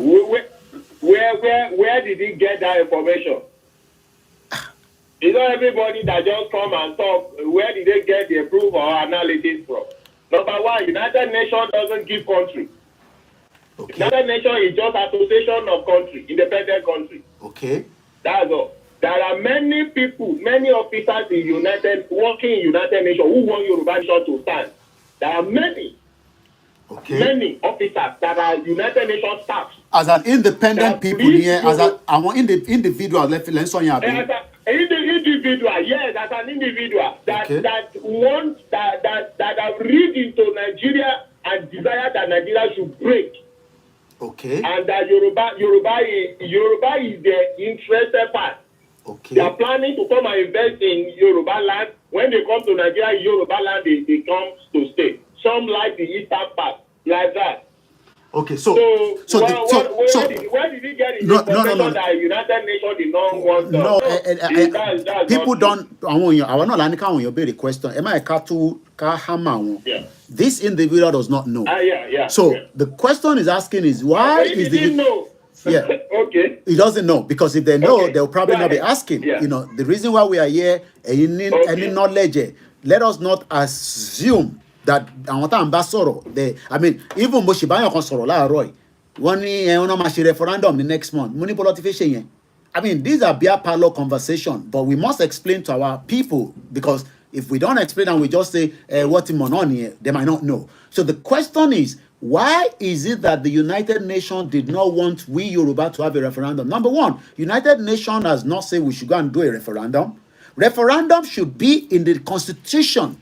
But constitution Nigeria on a referendum, referendum clause. So, tabalowo inti Bakitoye sọ nínú the manuscript tí wọ́n gbé jáde ní 2 years ago. Towards the end, mo ti ka kíní síta, ó wà lórí social media. Àti kà ní English látòkè délẹ̀. It took me 2 hours. Towards the end, Baba Akitoye said, and I quote, mo fẹ́ lọ mú jáde, what he actually said, that if Tabafe law, these will be like the options on the table. That option is we can continue to push message towards our representative to allow them to have a referendum clause, in the constitution. How that is going to happen, I don't know. Mufe Kabensita, it says, and I quote here, as a deliberate weapon of no. Okay, don't wait towards the end. Boyke. Yeah. Boyke. Yeah. Yeah. Let me just go straight forward. Mungboyi. Those who architect Nigeria to be where it is. Yeah. Forcefully impose the constitution. Okay. And everything that can make us to diplomatically go successfully or negotiate successfully has been removed. So for us to leave, it has to be forcefully taken. That constitution has to expire or aborted or discontinued first before we can have any roundtable discussion. That's why I only got to talk with Baba. I want you to negotiate with Tinubu, but Tinubu go see what Tinubu fẹ́ ṣe. Okay, our Kende Adeyemi Akintola. Okay, all right. Yeah. So, òun la jẹ sọ fáwọn èèyàn pé don't vote. Ká ní pé vote in last election tí orí gbogbo àwọn èèyàn pé don't agree tí wọ́n vote. So ìyẹn máa legitimize Yorùbá nation tá à ń fẹ́ yẹn.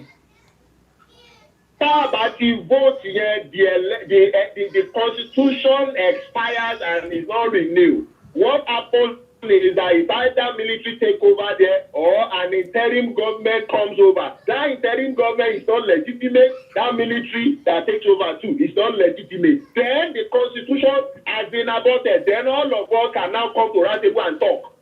Okay, so for the fact that Amo Yoruba go ahead, to go and vote in 2023, that means etu to renew. Their sovereignty. Okay, to renew that sovereignty by allowing. Okay. For the next 4 years. So gbogbo ọ̀rọ̀ pé bí ń pa àwọn nǹkan kan yẹn, they can't say anything to that. They have to just accept that until Kamafi find another solution. ABM power for 4 years. I'm gonna buy ABM lobby. Okay, on the final note, Bishop, before you go, the first caller, Lori TikTok, Wani Tinubu should help us to create more local government, create more states, security and poverty. Lẹ́yìn yẹn, a lè máa tún máa sọ pé Yorùbá fẹ́ dá dúró. I mean, even though we are not associating with him, but we can negotiate with him, which is part of, going out of Nigeria. You got to negotiate. Code America ti North Korea gan tó jẹ́ ọ̀tá ara wọn, wọ́n bára wọn sọ̀rọ̀. So I don't see where people say, keep Baba Akitoye kó má bá Tinubu government sọ̀rọ̀. I mean, that would be very, very stupid for people that doesn't understand how, diplomacy and the world works itself. But in the line of the moving forward now on the Yoruba nation movement, kill our symbols, our signs, and feel we should start pushing. I know you've talked about everybody should start doing things, but all difficult because I mean, kill our machine. But in the reality, Tinubu fún wa ní local government, ó fún wa ní this, ó fún wa ní that. Does that stop us from still agitating for the Yoruba nation? Number one, Tinubu give you this. Even if Tinubu decided he will be giving you 100,000 as palliative every month, you will see beggars on the street. Okay. $1 today is 1,170. from the international market, not from black market to black market. We're marrying 1,180, almost 1,200 in black market. Compared to $9. Okay. Now, how much can 100,000 do in a month? Nothing. Because tí o bá wà ní Àlímọ̀ṣọ́ tó ń ṣiṣẹ́ ní Ìkẹjà, in a day to and fro, prepare 5,000 in your pocket. Tó máa du ọmọ tó lọ, tó máa du ọmọ tó padà, tó dẹ̀ máa jẹun níbi iṣẹ́. Can you divide 5,000 or can you times 5,000 times 30 or let me say 25? Yes, 5,000 times 25. Can 100,000 and do that? And you go to pay children's school fee. You go to pay your house rent. Now, a house rent, a room and parlor self-contained, that's a mini flat, goes for 350 or some other places 400,000. In Àlímọ̀ṣọ́ area, not to talk of Isolo, Mushin, Lekki Island, those ones are very expensive and dense area where a self-contained can go for 500,000, half a million. A mini flat, a room and parlor self-contained can go for half a million in those places. Not to talk of 2-bedroom flats, àwọn ẹ ti wọ million plus in a year. Iṣẹ́ wo ló ń ṣe tó lè fi sọ̀rọ̀? Àwọn èèyàn wà níta àti tó yẹ pé wọn lálọ́ọ̀dún kọ̀ da ẹrù wọn síta. They are homeless. Wọ́n dẹ̀ ṣiṣẹ́, wọ́n ṣiṣẹ́, kì í ṣe pé dèdò àjọ wọ́n ṣiṣẹ́. Iṣẹ́ àtowó tó ń gbà ní ibi iṣẹ́. Ẹlòmíín sìn owó tó ń gbà ní ibi iṣẹ́ tó dẹ̀ tẹra mọ́ iṣẹ́ yẹn bí bóun ló ń gbowó tó pọ̀ jù. Maybe 70,000, 50,000 naira lóṣù. Wọ́n dẹ̀ máa sáré láti Àlímọ̀ṣọ́ lọ sí Island nítorí ó fẹ́ gba 70,000 lóṣù. Èlò ló máa ká ẹ̀ láti Àlímọ̀ṣọ́ dé Island. Mo lọ kíyàn ní Lẹ́kí lásán. Ó ṣe pẹ́ tí mo ti dé sáìdì ibẹ̀ yẹn. Mo Ọlọ́run ló ní kí n mú ATM mi dání. ATM card mi dání. Mo kàn withdraw 10,000 sápò. Kí n tó dé CMS wípé mo ń lọ Lẹ́kí 10,000 ti tán. Àlọ́ nìyẹn ọmọ òtí sọ àbọ̀. Somebody is in mainland, is working at Island. Ó dẹ̀ èlò ló fẹ́ fún lóṣù. Ó dẹ̀ ti ná more than 10,000 lọ́jọ́ kan. How much can people earn and handle the inflation that is in Nigeria? Everything needs to be restructured down back. Nigeria does not have market control. Anybody can wake up and say, Yeba ni fẹ́ tajà mi, Yeba ni mo rà. There is no price control. A good bread now, a good bread in lọ sí 2,000 naira. Wípé o fẹ́ ra búrẹ́dì tó dáa fún family kẹjẹ. Almost 2,000 naira. Because 1,007 ni one bread kan tí mo ṣe rà ní àárọ̀. 1,007 mini flat ní Mushin 800,000 naira a year. Ṣé o gbọ́ mi? Ṣé mo parọ́ sí? Ṣé o gbọ́ mini flat? That's the room and parlour self-contained. 800 iṣẹ́ wo nítorí ẹ̀ ni ó ṣe máa ń dàbí wípé àwọn ọmọ Nàìjíríà bíi pé wọ́n ń disturb àwọn èèyàn ní diaspora àwọn máa bẹ̀bẹ̀ báwọn fẹ́ sanwó lé ọ̀wọ́ tó wá wà labroad wàá máa tí ì pé sẹ́ni yóò mọ̀ kó o fẹ́ sanwó lé kó máa tọ́jú owó lé ó ṣe wá ń disturb. I thought like that also before. Nígbà tí mo wá wà bí ni mo wá rí nǹkan tó ń ṣẹlẹ̀ tó ń go through ni mo wá understand. Èlò náà hẹ́n tó lè fi they can sustain good life. Good standards of life, they can't. They don't know them are cheap. All right. They don't know them are cheap. Okay, all right. You don't keep the work. Disaster lè ṣẹlẹ̀ tó yẹ ká gbé gbogbo owó yẹn lọ ṣíù. Ó lè jọ ń drive mọ́tò lọ, ó ń drive mọ́tò ní ọlọ́pàá máa dédé ṣọ́ọ̀bù ẹ̀. Okay, I mean, all these are problems that have been there for a very long time, and I don't think if it can be solved by Tinubu just being the president. Tinubu did not even have connected. Kò tẹ̀lé ríran rírú àwọn problem yẹn. Ọlọ́pàá máa ní kó lọ mú iye báwa kó tó wá gba mọ́tò ẹ̀. Ṣé ò ní gba mọ́tò ẹ̀ ni? Owó tó ti keep for many years tó ti you have to release it to collect that motor. They collect the money from you illegally. Wà tún bẹ̀rẹ̀ on the scratch. So is that a country? It's a lawless country. It's not a country that a normal human being can stay. That's why everybody, you have your own security. You have your own water. You have your own electricity. Hold on, Bishop. Hold on, Bishop. Yeah, hello, Egbon okay, lórí TikTok. Ṣẹ́rí nǹkan tí mo fẹ́ sọ bẹ́ẹ̀ ni pé since tá a ti mọ̀ pé constitution yẹn wà láwa kí referendum kó go on. As in, tá a bá ní máa tanra wa, tá a ní máa parọ́ fúnra wa. A máa fọmọ́lẹ̀ ní tá a bá fọmọ́lẹ̀ àlọ́bí kankan. Because àwọn tó jẹ́ politician tó wà ní government, they are all criminal. And they are ready to do anything. And táwa gan bá dẹ̀ dúró tí wọ́n lọ́rùn like kẹ́nu máa kú pàdé ẹni tó máa pa, we go nowhere. So Koiki, àwọn bàbá wa nínú struggle yìí, àwọn bàbá wa nínú self-determination láti have meeting pẹ̀lú, à ń jẹ́ kí wọ́n mọ̀ wípé the next election is no go area. We don't have to fight with Nigerians. We don't have to fight with Nigerian security, or we have to stand against our politicians. The next election, they will not keep that election. The election will be announced and will not come to limelight. That should be our strategy, our plan, so that it will not happen. So once it doesn't happen, the constitution is breached. And once the constitution is breached, they will declare state of emergency. Okay. Constitution is abandoned. Yeah, I that rule for the little space of time. Okay, all right.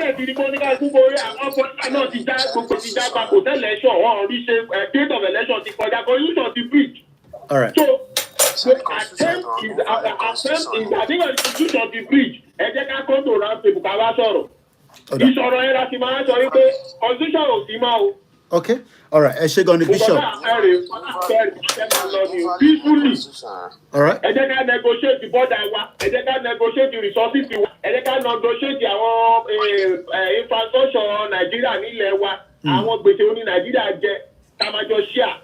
Àwọn gbèsè àwọn owó wo ni àwọn míì jẹ Nàìjíríà tó jẹ́ kó máa share power náà tó máa jẹ́ benefit. Agbópẹ̀ la máa negotiate border ilẹ̀ wa. Ṣé àwọn local government wo ní Òṣàrà Yorùbá tó fẹ́ tẹ̀lé Nàìjíríà tó pẹ̀ la máa negotiate. Peacefully secure ara wa kò ní síjà. All right.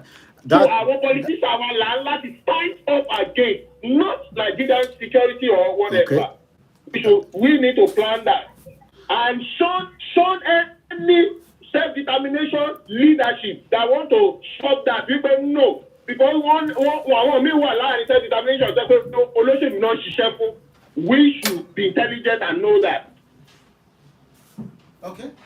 Thank you. Thank you so much. Bishop has given us a lot of areas lati play with. That was a very lengthy one, almost half an hour. Again, sorry, TikTok. Kó tó di pé màá jẹ́ kí brother wa náà lọ relax. Jẹ́ ká tútú gbé lómi wọlé. Ẹ ti gbọ́ as much of inti Bishop sọ. Àwọn kí ni point tẹ́ ẹ fẹ́ mú lò nínú ẹ̀ àti pé kí làwọn tẹ́ fẹ́ yọ nínú inti Bishop bá wa sọ nísìn.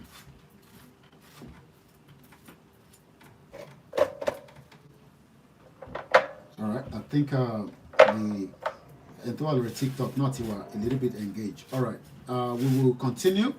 We still have about less than an hour for the engagement as we continue to say that Yòrùbá people are ready. There's no doubt about it. It is all about more engagement, and more engagement. Those engagements must continue and those engagements must now stop. It must not stop now.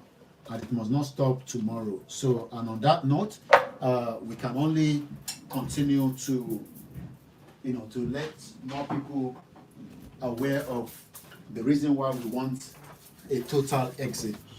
Election is a complete lie. Election is not working. Many people today are just Moki Baba Kenzie Abiola. Moki Biafra lórí TikTok, mo dẹ̀ count tó wà lórí Twitter space as well. TJ Baba Moki ẹlẹ́ǹkan sí. Moki gbogbo ọmọ Yorùbá, Moki yàwá Kẹ́hìndé Adéyẹmí Akíntọ́lá, Moki gbogbo ẹ̀yin grandma. Yorùbá nation la gbé dání, àwọn ògbìn kan mi dání ju Yorùbá nation lọ.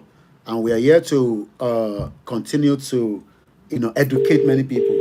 many people sọ fún mi pé lórí status mi wọ́n ní 90% ló fẹ́ Bọ́lá Tinubu. I don't know whether that is true or false, but people today have said that is complete false.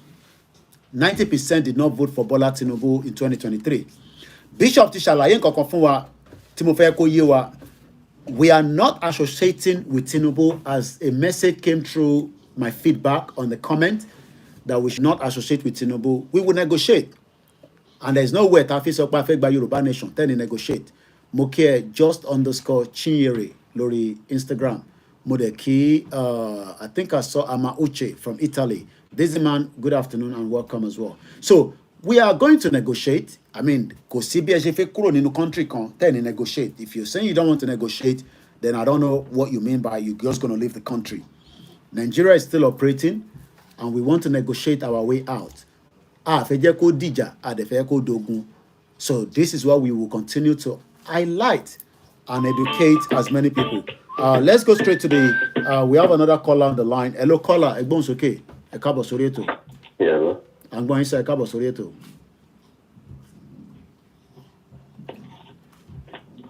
Hello. À ń gbọ́ yín, ẹ ti wà lórí ètò, ẹ̀gbọ́n sókè, à ń gbọ́ yín. Yeah, okay. Yeah, you see, the issue we have is,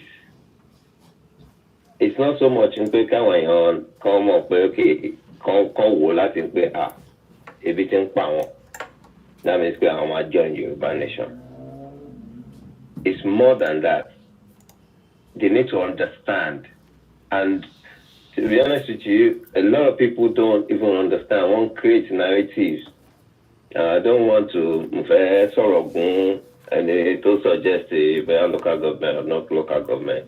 It has nothing to do with what the Qatar say.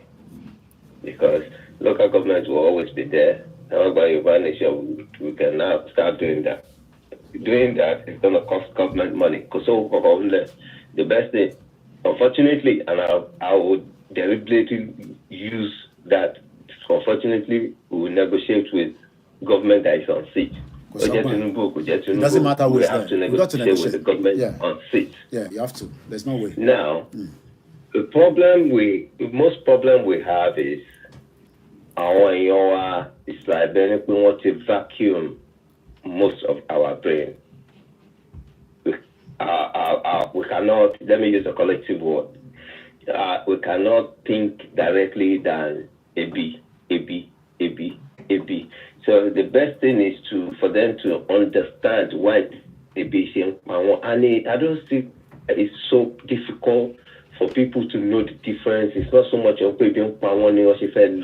it's so much of looking at their welfare. It's so much to hard more. Oh, ní ní láti sọ fún àwọn gan ló máa mọ̀ nǹkan tó máa ṣe. Ní ní láti máa pariwo tá à ń pa yìí. Tinubu will not do it. Is that sort of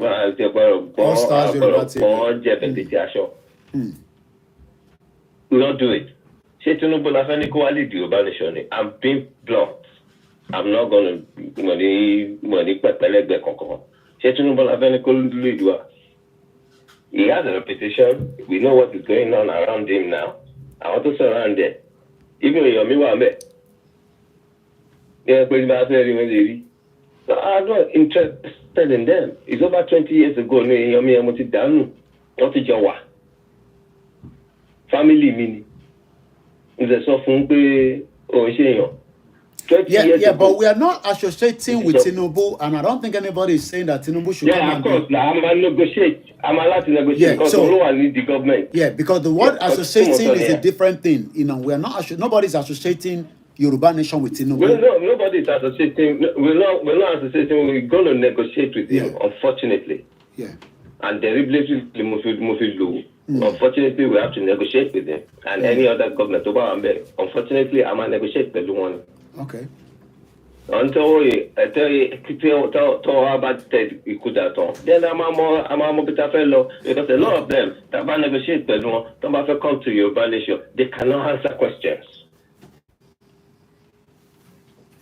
So what kind of engagement? I mean, the first person on TikTok says, you know, we need to do more engagement with our kings. Oloye have said we shouldn't abuse the king, we should just leave them, but we should. What kind of engagement do we need to do now? Do we need more engagement with politicians, the Yoruba politicians, because they are also part of the system that is convincing the only way out is for us to remain in politics in this contraction, even though the politics is not going to favor them. They're still going to be crying for house rent, welfare, insecurity. I just released a breaking news from Igbowo saying that he's giving the Fulani terrorists 1 week to vacate Iweleri or whatever that place is called in your state. I mean, we shouldn't be doing that. That is the job of the chief security officer of the state, which is Seyi Makinde.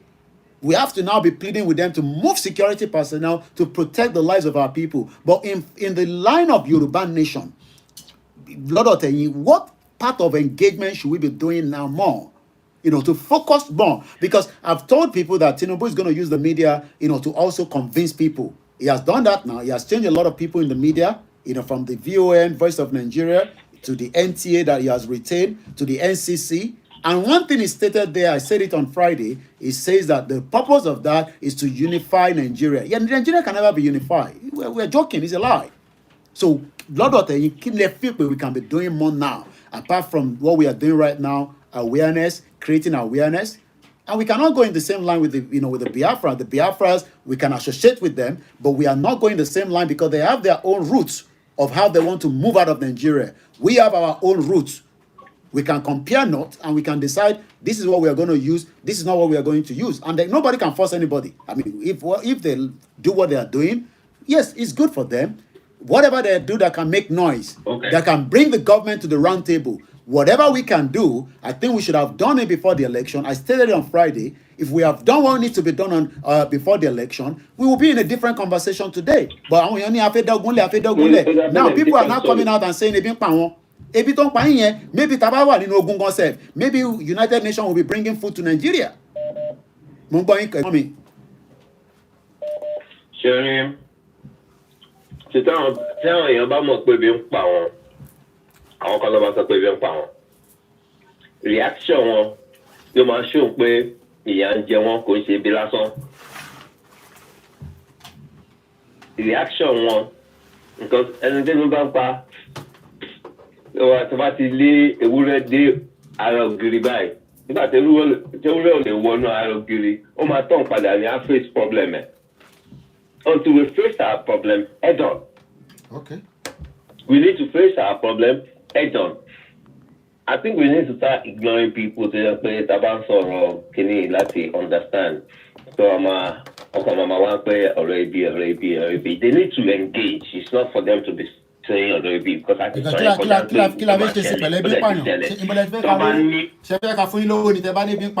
don't have the money.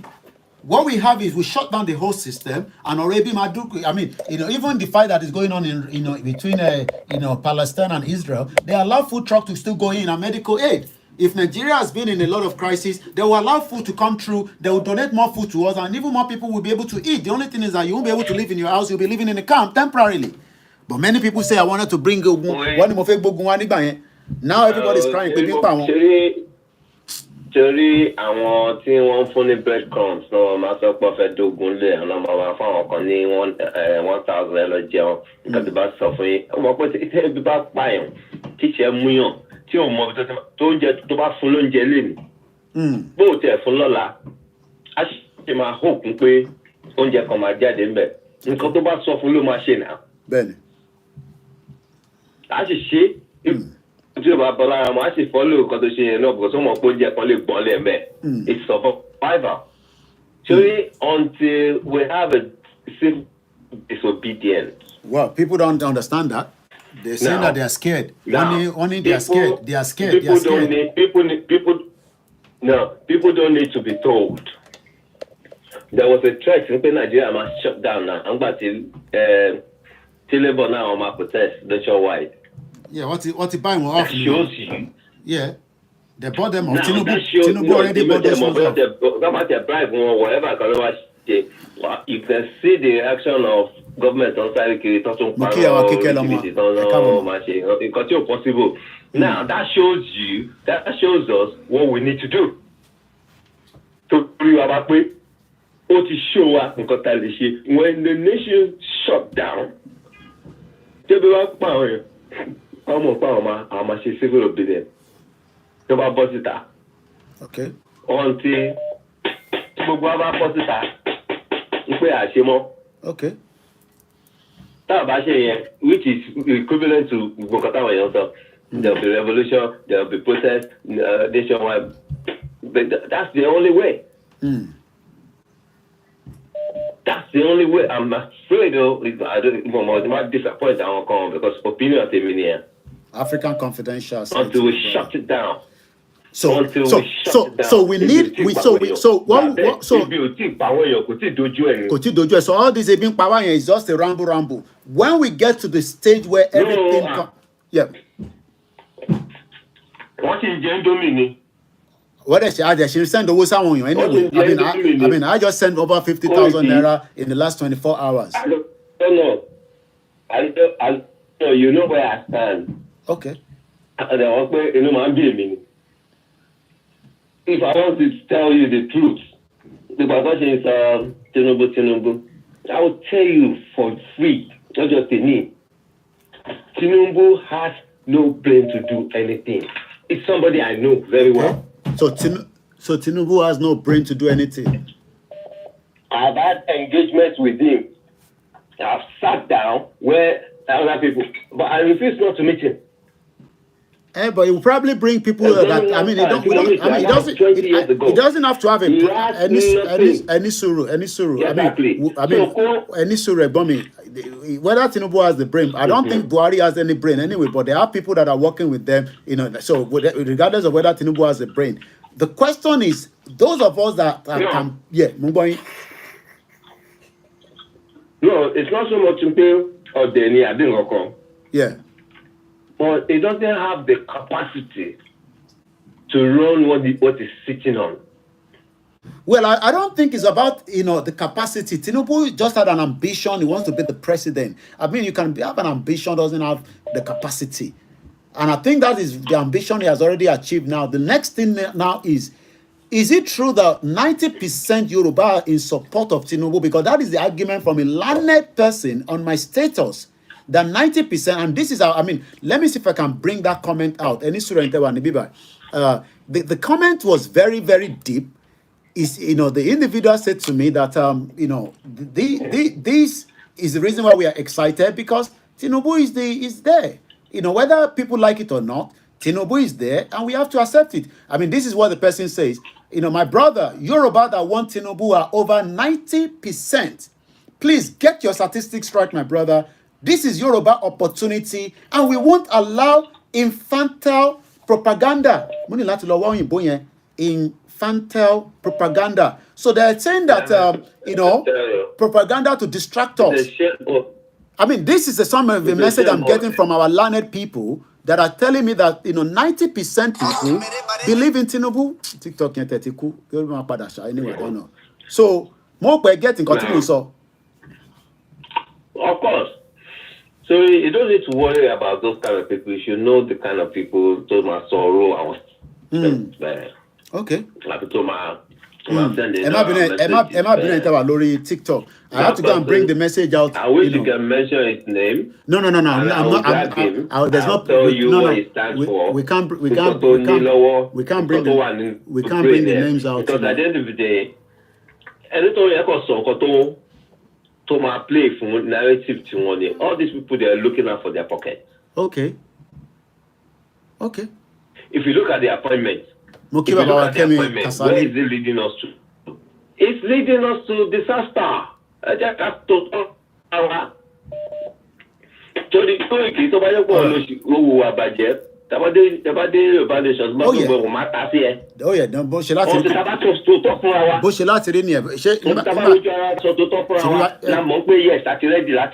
All right, because anyway,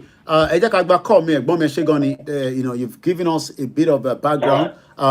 Again, these are people that are looking at things. We are not here, to bring Tinubu down, but we are saying to those that believe in Tinubu that he only has 4 years anyway to play with. I'm not sure whether Tinubu will get another ticket for the next time. That is not my problem. But our problem is moving moving the Yoruba nation forward. Enisuru say, Tabatin Enisuru. Ah. Hello. Someone you can bonk about. Hello, caller. Monica Enisuru. Monica Enisuru eti wole. Enisuru. When we sit here, Tinubu, you are not up to 50%. So I don't know where they got this, this 90% from. Tinubu is only having 50% of Yoruba people that believe in him. And we are not going to associate with him, but we will negotiate with him. That is what is done around the world. You negotiate with the government. Hello, caller, okay, I'm going, sir. Hello, sir. Before they don't produce, Igbowo. Osha. Igbowo. Oshani. Igbowo. Oshani, sir. Iṣẹ́ ń tẹ̀síwájú. Bẹ́ẹ̀ni. Ṣẹ́rí gbogbo ìtí mo sorry is my opinion. Gbogbo ìtí ẹ̀yin àtàwọn kọ́là yẹn sọ látàárọ̀ yẹn lórí irọ́ ni. Okay, I'm going. Lórí irọ́. Ìdísì ni wípé there was a video I watched on TV. That was early this year. Tí wọ́n gbé bàbá Fálọ́nà wá lórí Emefiele lórí New Note. Bàbá Fálọ́nà was saying it boldly lórí TVC wípé we have over 206 million Nigerians. Why should Emefiele suffer 160-something million nítorí wọ́n máa fowó bribe election tó fi sí ìṣòwò? That is to say, the man so-called Falana was telling us wípé gbogbo àwọn tó fẹ́ dìbò nínú 206 million they are just lesser than 40 million. Ṣé ẹ get me, sir? I'm going. Now, ìgbà táwọn ájú Tinubu sí pé 90% òun ló dìbò fún Tinubu, ẹ̀yin náà sà ẹ calculate gbogbo total result ti APC, PDP, LP ṣó pé 40 million. It was less than that. Ìgbà tí ò bá pé 40 million yẹn, báwo ni Yorùbá ti jẹ́ 90% wọ́n sọ̀pọ̀ sí.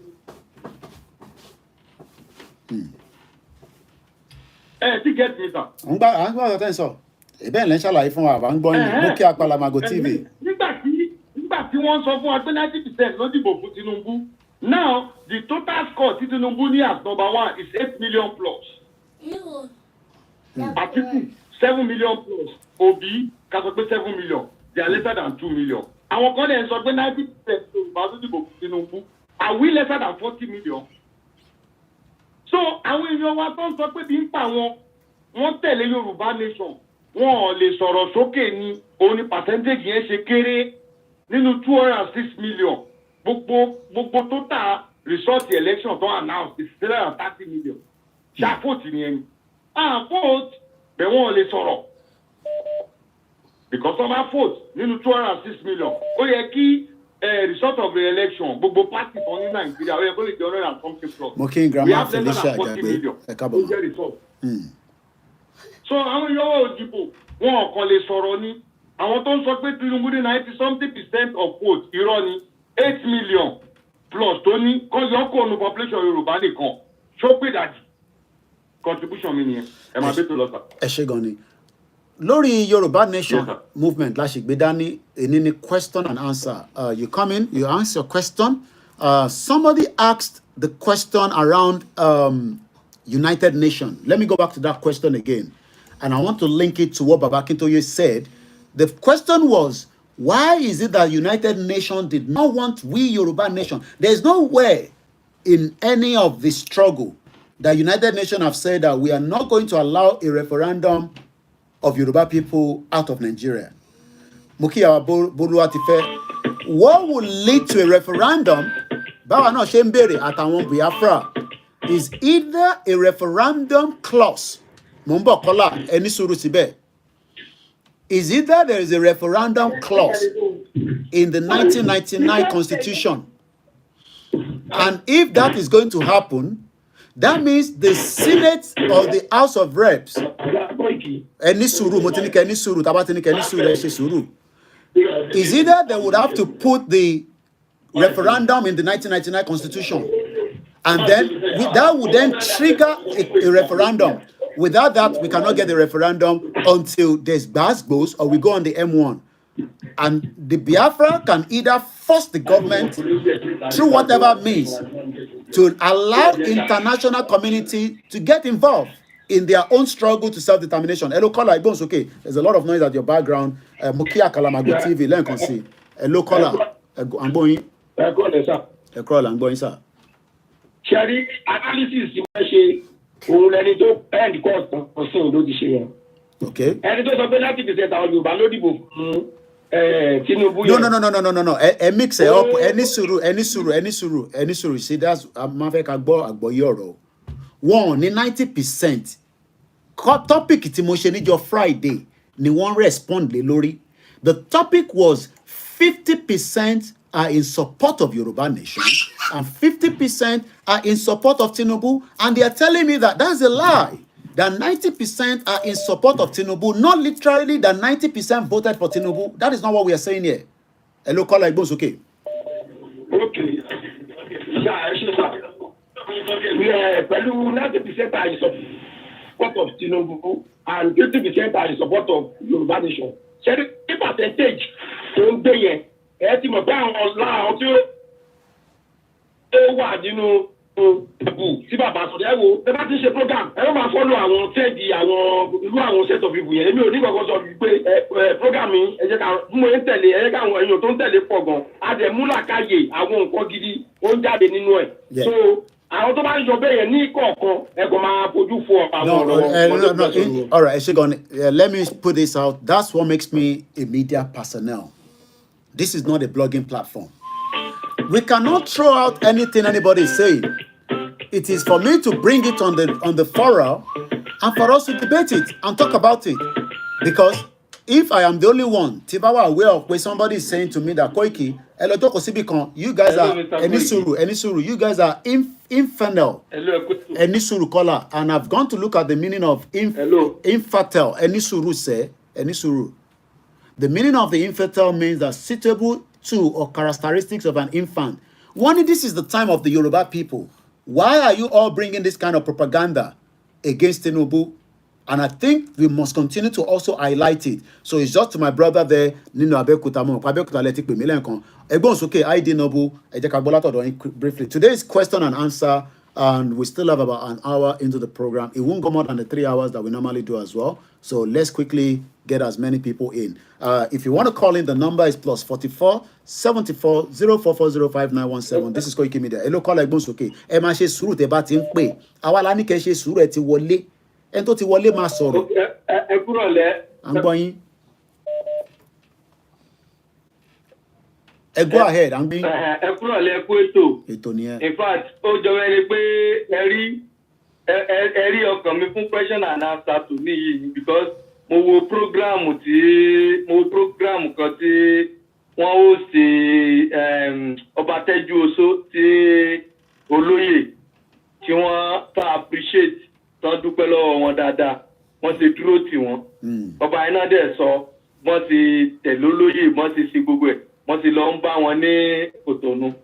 So ìbéèrè mi ni borubima tí wọ́n sọ pé 90% yẹn ẹ má jẹ́ ká tanra wa wọ́n lè overrate ẹ̀ lóòótọ́ Okay. But nínú interview tán ṣe fún Ọbátẹ́jú Oṣó yẹn nǹkan tí mo dì mú nínú ẹ̀ àwọn náà fẹ́ Yorùbá nation but Yorùbá kọ́lọ̀ kó ṣàánú wa kọ́lọ̀ kó dáríjì wa ó ní pé nǹkan tí wọ́n sọ nínú program yẹn nínú interview yẹn ó ní pé torí ìyà tí Buhari tó fi ń jẹ wá gbogbo nǹkan tí Buhari ń ṣe òun ló jẹ́ kí àwọn gangan sọ pé okay sí wọ́n sọ nínú program yẹn pé àwọn gan ní poultry àwọn ní thousands of adìyẹ káwọn wá release thousands of adìyẹ wọn sí street lọ sí ìlú káwọn ní pé kó máa jẹun torí program torí rúgà tí kí náà porúkọ ẹ̀ tí ex-president Buhari pé rúgà tó sọ pé ó ń wálẹ̀ kiri ó fẹ́ wá kí màálù kó máa jẹun káàkiri pé kó náà wá release gbogbo adìyẹ o pé is that not stupidity wọ́n sọ̀rọ̀ tó wà òkè dáadáa ń bẹ̀ yẹn but nǹkan tí màá yẹn sọ tó fi sọ pé 90% yẹn mo fẹ́ fà jáde ní àárín ibẹ̀ yẹn pé àwọn ọba wa àwọn elite wa wọn ò tí ì rí nírí pé despite the fact tó jẹ́ pé Ireland wọ́n enjoy Northern North Ireland wọ́n enjoy Great Britain àwọn náà sì fẹ́ kúrò lára London pé káwọn dá dúró ṣé inú àwọn pípù yìí náà inú àwọn elite wa sínú wọn ò dùn pé kí àwọn gangan ká dá dúró ni tó jẹ́ pé bí insist pé torí pé nǹkan tí àwọn Haúsá fi ń jẹ wá níyà òun ló torí ẹ̀ òun ló jẹ́ ká máa call for Yorùbá nation ni ṣé àtó láti dá dúró ni ọ̀tá bá dá dúró wàhálà ni àbí ìṣòro ni because kí ni kò yé mi àwọn tí ò tó wa wọ́n dá dúró wọ́n dẹ̀ ń wà òkè kí ló dá wa sọ pé torí problem tó jẹ́ ká fẹ́ ta fi sọ pé a fẹ́ dá dúró. Ìbéèrè tèmi nìyẹn ẹ bá mi fi ánsà sí ẹ ṣe gan ni mo kí gbogbo wa tí ẹ ń bá wa dá sí ètò náà in tí alàgbà tó béèrè aláti máa dáhùn lẹ́ẹ̀kọ̀ọ̀kan ká tó tún gbé kọ́ mi wọlé in tí alàgbà tí wọ́n pè tí wọ́n ń béèrè òun ni pé wọ́n náà gbọ́ program tí wọ́n ṣe pẹ̀lú bàbá wa ìkan náà àwọn ọba ilẹ̀ Yorùbá tí wọ́n nítorí agenda tí Buhari gbé wọlé ẹ jẹ́ ká clear kankan fún gbogbo ọmọ Yorùbá kó túbọ̀ gbàgbọ́ yé dáadáa mo kí Alex Mamu kò ń ṣe torí Fúlàní tó ń jẹ oko ní gbogbo ilẹ̀ Yorùbá la ṣe ń sọ pé a fẹ́ kúrò nínú Nàìjíríà o kò ń ṣe torí Fúlàní kódà kò ń ṣe torí Dangote la ṣe ní a fẹ́ kúrò nínú Nàìjíríà kò ń ṣe torí BUA la ṣe fẹ́ kúrò kódà kò ń ṣe torí Fẹ́mi Ọ̀tẹ́dọ́lá a fẹ́ kúrò nínú Nàìjíríà a fẹ́ padà síbi tí ó wà ní kó tó di pé àwọn òyìnbó change ẹ̀ síbi tó wà nísìn ilẹ̀ Yorùbá ti dá wà gẹ́gẹ́ bí ilẹ̀ tí a ti ń operate kó tó di pé àwọn òyìnbó it was the colonial era that changed the whole narrative ta fi sọ pé Nàìjíríà lénìí. So the first point is to not think it's because of the Fulanis. It's the agenda of the British government of the time. It might not literally be the same agenda that they have now, but don't expect the British government to tell you to break up Nigeria. Rishi Sunak is not going to come out and say, oh, go and break up Nigeria. They will always say that we will monitor Nigeria corruption, we will charge whoever needs to be charged, we will do this, go and vote every 4 years. That is not going to resolve the problem. Muki Ijaya. Muki pro Alora. So many Yoruba rò pé bóyá lọ́kàn ara wọn Muki our beauty amokwe. Happy Sunday once again to every one of you that have joined the live transmission. It's a Q&A today. We are not fighting that we want to exit Nigeria because of the terrorism happening in Nigeria. We are not asking Nigeria because they've been power. We want to go back to what it used to be in 1913. There was nothing called Nigeria as at 1913. So why should we remain that? And what we can now start adding to the value of the reason why we want to go is because our countries can operate as an independent country. We can name them on and on and on. They are lesser than us and they are operating. And don't let anybody fool you that Africa is too big. The whole population of Africa is still very, very small. There's room for many countries to pop out of Africa. How can 27 European countries be determining our life on our behalf? Some of them are not even up to my age, and they are already prime minister and president. So when we are saying that we want Yoruba nation, I think many Yoruba people must get that fact right. We are not fighting for Yoruba nation because Ebin power is because Fulani Wonu Kowalo. All that are just issues that can be dealt with, just as America do not want many immigrants to come into their territory, and that is why they went ahead and built the walls. Don't ever think so. We want a Yoruba nation because we want to secure our real identity that the British people moved. And that means that they are forcing me now to speak in English when the German will never speak in English in their country. We want to keep our identity. That is what we are asking for Yoruba nation. don't think Yoruba nation is because of a particular government. It doesn't matter. If Atiku was there, we will still be agitating. If Peter Obi was there, we will still be agitating. The West knew that keeping us together and then using a proxies from the North to lock every one of us together. That is what they did, and that is exactly why we are saying that we can no longer live in Nigeria because of so many other factors. But the real factor, Enisuru, the real reason why we want to go is because we are one people, one culture, one language, just like the German, the Spanish, the Italian. If you go to Italy today, you would have to learn this language and respect their culture for you to be able to live there. Can't say English. And that is why I used on the other day that is a lot of interference. Egbon soke kola. I want yes, sir.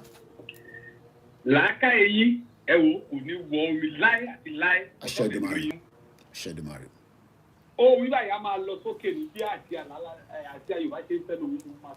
Inshallah.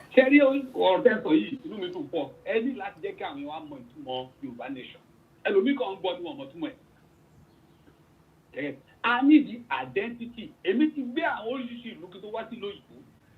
Gbogbo ìlú tó gbé láwọn Áfíríkà yẹn kò sí tó ṣe identity. A ní láti mọ tó ń jọ ọmọ ilẹ̀ Yorùbá. Bàbá mi kò tún máa repeat ẹjọ́. A ní láti mọ tó jẹ́ ọmọ ilẹ̀ Yorùbá. A ní ìdánwò very very important. Kò ṣe pé Fúlàní àti bóyá Ìgbò àbí Ìgbìrà àbí Tápà. No! Ẹ jẹ́ ká mọ tó ń jẹ́ Yorùbá ká mọ àwọn tó jẹ́ ń jẹ́ Yorùbá lọ́dọ̀ wa. A lè gbé ìgbésí ayé gidi a ní kálejò má gbọ́dọ̀ wa bá a ṣe ń gbèlú bòmí tí àwọn èèyàn ń gbé tó ń òyìnbó máa ti wá everybody náà àbí dábàá tẹ̀ka ló kú lóyìnbó náà ṣe ní máa dì í kò dẹ̀ lé tẹ́kítà wọn máa mú yín wá gbà káyín tó a ní láti mú tó jọ ọmọlẹ̀ Yorùbá kí ṣe tí àwọn kan máa wá tó máa pààyàn tó máa kó lẹ ìlú wa tá ànímọ̀ ti wá ànímọ̀ tó pa ànímọ̀ tó ti wá ànímọ̀ tó ṣẹlẹ̀ sí àti ẹ̀gbọ́n kò tẹ̀ rẹ́kọ̀dù tó kàn no mo lọ sí Nàìjíríà ní February wọ́n ní kán lọ ṣe INI àbí kán lọ pé kíni ẹ̀ mú láti máa ti gbogbo tó ń ṣe mo ní okay mo fẹ́ ṣe INI sí o béèrè ID mo ní so that means pé anybody can do it ó ní yẹ́ ó ní tó bá ti fún náà orúkọ ilé ẹ̀ tó dẹ̀ fún wọn láti dẹ̀ ló ti tán mo ní because mo wá sí mo ní mo fẹ́ ṣe nǹkan o béèrè ID o béèrè kankan lọ́wọ́ mi ó ní àtúntà àbáwọn òṣèré ṣe nìyẹn. àwa lọ fi yẹn apply for passport àwa lọ fi yẹn apply for passport many people are non-Nigerians and they have Nigerian passport. Mr. Koiki mo parọ́ fún yín èmi àti ìyàwó mi ni mo lọ bá ibi tó ti ṣe Ọlákúnlé Mokẹ́ Mr. Perry good evening. láti máa sọ èdè Nìjẹ́. In Warri Unde Sunday Igboho is doing very well thank you. mo ń gbádùn yẹn má bínú. All right. Okay tàbí ṣẹ́gẹ̀ mo wá sọ wípé okay now kí ni price owó fún wa ní price mo wá ní òkè ìyàwó mi ni kí n máa dàlú ìjẹ́ ká lọ sọ́fíìsì ọ̀gá ẹ̀ bá a ṣe lọ́wọ́ tẹ̀lé wa ó láti máa sọ èdè Nìjẹ́ fún ọ̀gá ẹ̀ pé òun tún fún wa ní price gẹ́gẹ́ bọ́ ṣe system Nìjẹ́ àti function. ìyàwó máa lọ sọ́dọ̀ da ọmọ ìlú òní oníkánú lò ó fọ́ sápò ẹ̀ ó dẹ̀ yọ ID card Nàìjíríà mi ìlú ID card Nàìjíríà rí first time máa rí yẹn. wọ́n ní bọ̀ tó rẹ́ tó fẹ́ ID card àti ìwọ́gun fún ayé mo ní bàtà àwọn ọlọ́gà tí mo ní ìwọ tó ń sọ sábàlúmọ́ ibẹ̀ ló gbọ́ wọn ti dìde pé sábàlúmọ́ kẹ́ mo ní sábàlúmọ́ ló ń sọ yìí náà nǹkan tí mo gbọ́ nìyà ṣẹ́gẹ̀ tó ó pọ̀ bẹ́ẹ̀ lóṣìṣì lọ àwọn tó wọ ọ̀kadà bẹ́ẹ̀ lóṣìṣì ṣẹ́gẹ̀ so a ní ìdí ẹ̀ kí ṣe kó bá ń bá ẹnì kankan jà àwọn èèyàn máa wà náà àjáde sọ pé agbára ẹ ṣe gan ni ìjáyà bẹ́ẹ̀ let us know who is Yorùbá then a lè ṣòlù wa a lè tó máa wà náà bá ṣe ń ṣe ń gbà tá ń gbà tán ṣe nígbà láti sọ máa ṣe lọ kó ṣe kan tó burú nígbà fẹ́ pín Nàìjíríà tó bá fẹ́ báyọ̀ jà kí ìlú wa ká lè mọ àtúnjẹ ọmọ ìlú wa ni ẹ ṣe gan ni ẹ ṣe gan ni thank you so much. Mo tún fẹ́ ṣe respond because for every question I have to respond on it. Thank you so much. It's a happy Sunday. Yoruba nation tafe is not against any other ethnic groups within Nigeria. Oh yes, they will have the right. Hello, caller. They will have the right to live with us based on how we are going to allow them to live with us. I don't think the UK government wanted me to live here, but I fought to live here for 15 years, and they have now accepted that I will live with this system, but they would like to know more about me, and my fingerprint is with them. How many Nigerians today really even know who is who? Asking for Yoruba nation is asking for our culture, our language, and we will live with other people. We will respect them. We will appreciate them, regardless of whoever they are, even if they are other African countries. But right now, I was where with Igbowo, Nibitotin Wakusa, and I saw people that are not even Nigerians, and they were in control of where we are taking gold. Those videos cannot come out because they mention some kings. Those videos is still with me, and Igbowo says that video must never come out for now. What Daruka and Oba to fún access láti máa wá gold yẹn. Hello caller, your life with us on Koiki Media. Happy Sunday. Go ahead.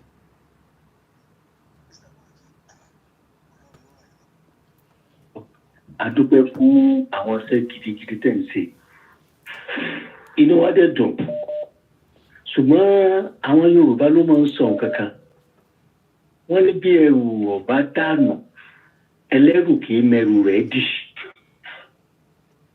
Àwa Yorùbá nation tá à ń ṣe Yorùbá nation, ẹrù ti dànù báyìí. Ó yẹ ká mú ọ̀nà bò láti tún ẹrù wa dì. Ọ̀nà wo la fẹ́ gbà ṣe? A ó rí pé ìyẹn gan ló ràn wá lọ́wọ́. Ṣùgbọ́n nǹkan tí mo fẹ́ ká mọ̀ ni wípé kò sí bá a ti lè ja ìjà agbára yìí. Àwa tá à ń bẹ lókèrè àwọn lè ja nǹkan kan. Inú ilé gan ni ìjà yẹn wà. Kí ni ìjà agbára tá a sì fẹ́ jà? Láti jẹ́ kí àwọn èèyàn wa kí wọ́n wà ní ìmúrasílẹ̀, awareness. Because ọ̀pọ̀lọpọ̀ àwọn èèyàn wa wọ́n ti fi àìní àti òṣì wọ́n ti fi dá ọ̀pọ̀lọpọ̀ orí ọ̀pọ̀lọpọ̀ wọn rú. Tó jẹ́ pé wọn ò tiẹ̀ mọ àwọn nǹkan tí wọ́n ń ṣe mọ́. Tí wọn ò mọ inú odó tí wọ́n fẹ́ da ọ̀la gangan sí, wọn ò mọ̀. Èyí tí wọ́n ń gbèrò rẹ̀ sáàjẹ́ náà ni, oúnjẹ yìí náà ni, oúnjẹ yìí náà ni, bóun tájẹ́ náà ni. Mo ń wá àwọn fídíò kan ní àná àbíjẹta tíbi tí wọ́n ti ń sáré tẹ̀lé mọ́tò tó kó ìrẹsì bí ọkọ̀ bí 20 ló kó lẹ́yìn video yẹn ti wà ń tà ti pẹ́, but again ó ṣì wà relevant to the current Nigerian state, but I'm going sir. Nígbà yẹn wọ́n bẹ̀rẹ̀ sí ní jà sóúnjẹ, wọ́n á wò gòkè pé ìrẹsì tó rẹ́ já báyìí lórí express yìí tó o bá ṣubú tí mọ́tò bá tẹ̀ ọ́ lórí mọ́lẹ̀ èèyàn kú nìyẹn, ẹnìyẹn tán ó tán fún nìyẹn. Ó di -1 ní àṣepọ̀ lẹ̀. Wọ́n wò gòkè pé kí ni àwọn nǹkan tá a gbọ́dọ̀ ṣe? Awareness àwọn èèyàn wa gòkè pé wọ́n gbọ́dọ̀ jáde síta. Láì jẹ́ pé àwọn èèyàn jáde kò sí ọ̀nà àbáyọ kàkà. Láì jẹ́ pé a bá jẹ́ kí àwọn èèyàn wa ká mọ dídé tí wọ́n kọjá gòkè káwọn èèyàn wọ́n dìde gòkè pé a ò ṣe mọ́. Ẹ tó bá fẹ́ pa kí wọ́n pa. Ṣùgbọ́n tó bá ṣe gòkè pé bá ti máa ṣe àkànmọ́ ṣe rálì àmọ́ lọ àmọ́ bọ̀ yẹn ni a ó ṣe fún 20 years sáà lè ṣe kankan. A gbọ́dọ̀ jẹ́ káwọn èèyàn wa mọ̀ pé awareness tó ń ṣẹlẹ̀ yìí gbogbo a gbọ́dọ̀ jáde ni, àtọmọdé o àtàrúgbó o àtọkùnrin o kí wọ́n gbọ́ jáde pé a ò ṣe mọ́ a ṣe Nàìjíríà mọ́. Ìyẹn mélòó wọn fẹ́ pa? Ṣùgbọ́n láì jẹ́ pé a bá ṣe awareness ká jẹ́ káwọn èèyàn mọ̀ nípa yẹn kò sọ́nà kankan tá a lè gbà. A kà máa fún wọn lóúnjẹ, a máa ṣe gbogbo ẹ̀, irọ́ ni Ìgbòho lè dá nǹkan kankan ṣe. Ìgbòho lè dá nǹkan kan ṣe, gbogbo alágbọ́dọ̀ da Ìgbòho ní ìsìn ká dìde. Ká jẹ́ káwọn èèyàn wọn mọ̀ lébùkẹ́ pé ẹ gbọ́dọ̀ dìde fún ẹ̀tọ́ ara yín ni. Tẹ́ ẹ bá dìde fún ẹ̀tọ́ ara yín, ní tó ṣẹlẹ̀ ní France yẹn, ní tó ṣẹlẹ̀ l'Amẹ́ríkà ní revolution, káwọn yóò dìde. Nígbà tó bá dìde, ìyẹn ní ó fún wọn lọ́nà àbáyọ, táwọn òbí tá à ń lọ. Ìyẹn nìkan ló lè nà wá lọ́wọ́, ṣùgbọ́n pé tá à ń ṣe yìí, a kàn máa sọ̀rọ̀ ní ọ̀rọ̀ náà ní kò sọ́nà àbáyọ kankan. God bless you. Ẹ ṣé gan ni. Well, mo kí dádì wa tó pè tán. Yes, a máa sọ̀rọ̀ náà ni a dẹ̀ ní sọ̀rọ̀ tán ni ẹ̀yin àgbàlagbà máa ń sọ. Gbogbo ẹ̀yin tẹ́ ń pè mo rí kọ́ọ̀lù yín, mo fẹ́ return caller kan tí ó ti pè for a few minutes ago. Bàbá mi Ọmọgbọ́lá àwọn ọba ní to reclaim any sọ̀rọ̀ caller fún wọn for 10 seconds. Wọ́n ní to reclaim our cultural heritage and control our own space and territory. Controlling ẹni tó bá ti lose the space you have lost everything. If we are going to create awareness, we must also be ready to fund it by supporting the YSDM, which is the umbrella of Yoruba Nation. There are different groups. I am not talking about the media now. We must be able to fund it. The reason why the Biafra are well ahead is because it took them years for campaign and awareness. Even some of us disagree then with Nnamdi Kanu, especially with his utterances. But later on, we realized that some of his utterances was not that bad. Hello, caller. Egbon soke ni kíákíá I'm going, sir. Today is a Q&A. I'm going, sir. Hello. I'm going. Show online. Oh, okay. Well, we are putting more live, so I'm allowed to sorrow later. I am live. Don't very cool personal kinini. I'm a song later. We'll go on time on this. I saw you later because more low speaker. Okay, sorry about that. I'm not being in your. Once again, you're still watching a live transmission. My name is Olame Koiki. It's a Q&A. We're taking the note. The last caller said that our goods are falling, but more will fall. I can't let tighten it, Adani. As you are firm. It's okay, Grandma. About mute background one. Okay. Ṣé mo dúpẹ́ ẹ kú iṣẹ́. Èmi ni ẹ mà. Nǹkan tó mi fẹ́ dá sí ní ọ̀rọ̀ yìí ni number one. Ṣé a tún ní ìdí local government ní situation ti Nàìjíríà wa? Well, that is what somebody believes. I will say no. Okay. No. Okay. Kí la ní ìdí local government fún gbogbo local government tó ní káàkiri they can't even maintain it. Bíyà torí pé tí local government ẹ má bínú grandma bíyà torí pé tó bá create more local government àwọn èèyàn máa rí iṣẹ́ maybe that's what people are thinking but ẹ má sọ̀rọ̀ lọ ìgbádùn yín. Tó máa create more local government how are they going to manage it? Wọ́n á tún ní chairman tó dá pé gbogbo owó local government yẹn á wà ní ìkíyà ẹ̀ òun ló máa máa tó máa máa ná. We don't need any more local government. I don't think so. Okay. Two, àwọn ọba wa, we still have problem with àwọn ọba. Ìgbà tó jẹ́ pé àwọn ọba wa, most of them, not all of them, tó jẹ́ pé àwọn politicians ló fi wọ́n síbẹ̀. Now they cannot go against those politicians. Ẹ wo nǹkan tó ń ṣẹlẹ̀ ní Ọ̀yọ́ sí wọ́n fẹ́ yan Aláàfin. I saw something about it. Wọ́n sọ fún Mákindé pé you have to choose somebody or know somebody. Kí ló kan Mákindé pé wọ́n fẹ́ jọba? Wọ́n fẹ́ di Aláàfin. Does Mákindé have to pick the Aláàfin? Because at the end of few years, ìsìn Mákindé á kúrò ń bẹ̀. Ọba tó bá fi wrong ọba síbẹ̀, there will be a problem. Ní region yẹn, wọ́n máa bára wọn jà ní for a very long time. Ìyẹn two. Three. Nigeria ti tóbi jù. That's the problem. Tani, with the population Nigeria or the geographical location, wọn ò lè control border àwọn effectively. And nǹkan tó wà affect ìlú yẹn nìyẹn. Even tó bá wà control ní side kan, the other side will be open. So ó ì máa affect everybody in that country. Until tó bá pín individual nation tó bá break up wọ́n lè secure border wọn. Okay. Two náà Fúlàní wà lára problem wa. Fúlàní is killing people, they are invading our land. Àwọn gan náà jẹ́ kí there is more hunger nílùú yẹn, especially in Yòrùbá land. Ebi ò tó báyìí rí nílẹ̀ Yorùbá. Irú àwọn Ọ̀yọ́ area tó fi pa àwọn èèyàn yìí, they are purely farmers. Òun ló jẹ́ kí oúnjẹ cheap ní Ọ̀yọ́ state particularly because these people they've chased them out of farm, they can't do farm again. Ibo náà ti fẹ́ róúnjẹ jẹ.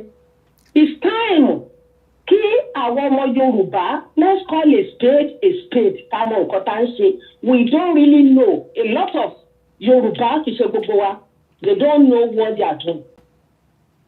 Tọ́ba kan ti rí tọ́wọ́ kọ́bọ̀ sísí àbí oúnjẹ kan kékeré kan jẹ. They don't care about what is going on again. Ọ̀tọ̀ náà máa kọ́, ọ̀tọ̀ náà máa sọ. Kò sí nǹkan tí Tinubu lè ṣe ní ọ̀rọ̀ Nàìjíríà. It's just the basic thing tá gbọ́dọ̀ mú sí orí wa. Okay. Ìlú yẹn ti bàjẹ́ tó ó ti it's like you inflated a balloon. Tọ́ba dé stage kan máa burst. That's the stage tí ìlú yẹn ti wà. It's gonna burst. Kò dẹ̀ sẹ́ni tó lè rí nǹkan kan ṣe sí. The earlier say kó tó burst, let's possibly deflate it. Kí ìlú pé kí kálukú yá máa lọ. That's the best Tinubu can do. Tí Tinubu bá tiẹ̀ struggle tó lù bàlà tó lù bòlù for this period, tó bá dé nǹkan kí ló fẹ́ wá ṣe? What's gonna happen? We are going to be going in a circle until tí Fúlàní bá overrun wa. It's high time we wake up and we know what we are doing, especially the Yorùbá, because àwọn Igbo they are making a great step ahead of us. àwa ẹjọ́ ẹ̀ la máa rò àwọn ọba wa náà láti dìde àwọn ọba wa they are our major problems àwọn ọba Yorùbá burú gan majority of them kì í ṣe gbogbo wọn only the few ló ní làákàyè the rest they are just politicians wọ́n dẹ̀ máa buy àwọn subjects under them wọ́n máa fún wọn ní change díẹ̀díẹ̀ kan just to keep them quiet gbogbo èèyàn ló mọ̀ pé ìlú yẹn ò fara rọ. The Yòrùbá need to break out of Nigeria. It's high time, and we should maintain it. We should take our grants. Come on, So, thank you so much. That was another brilliant contribution there from one of our grandmother. I'm going to bring Sister Buki in from the Twitter space, so that means the call will reduce a little bit. While AY, I'm coming to you. Let's bring Sister Buki in. Comrade Plan B says, he appreciates Simon Ekpa, even though many people disagree with Simon Ekpa as well. Even within the Yoruba people, I know that some of you don't like the Biafra, but you play that innocently. We know that, but I'm coming to you, Sister Buki, 1 minute. I want to read the comment out. Comrade Plan B also say, in any movement, there will be fallout, in any struggle. Not all those that left Egypt reached the promised land, they stumbled on the road. He also went on to say, I don't think the Obas are ready for anything. The Obas are coming up almost every time. Even though Oloye says, let us not abuse them, but we can talk around them, but we should just respect the Obas. And I think, that is what we have been doing. Comrade Pamble went to say, Bishop, don't nail everything. Our leaders should prepare for the upcoming event. A lot of activities happened. People were expecting me to be in Finland. I wasn't in Finland, but I followed everything. 6.7K people have watched the transmission on Koiki Media. I don't know about any other media. I have told you, wherever the Biafra is going, I will go with them. Does not literally mean that, I might agree with everything that they will do. But for now, they want self-determination. I will continue to promote them. You might say that they are terrorists. That is your own nonsense care. I don't care about that. There are many terrorists out there in the country that is killing many people. And myself and Simon Ekpa, we speak all the time. And I don't have to give you all the details. I will use my media to promote them. And I say it, and I say it again. Nobody can stop that. I am not a blogger. I am a media. If I have the fund, maybe I would have been in Finland. But since I can't go there, I transmitted it. And I say kudos to the great job Simon is doing and his team. Let's come straight to Sister Buki before we go straight to the other callers. Sister Buki is part of the Yoruba Nation now. These are real grassroots campaigner, but without funding. The YSDM must now be ready to be doing what we call fundraising so that they can distribute money and let the network grow. Let them say we have 10,000 pounds in a week, in a month. Okay, we will do flyers, we will do stickers. We can't just sit back and expect people at home to understand Yoruba Nation. People are trying to understand Yoruba Nation, but it is very, very expensive. Movement is not cheap. You are all looking at what the Biafra did in Finland. Oh, you think it's not free? Only God knows how much they spend. People travel from Australia to Finland for that event. Look at the distance. Ticket was about $1,000. It's not a joke when it comes to struggle.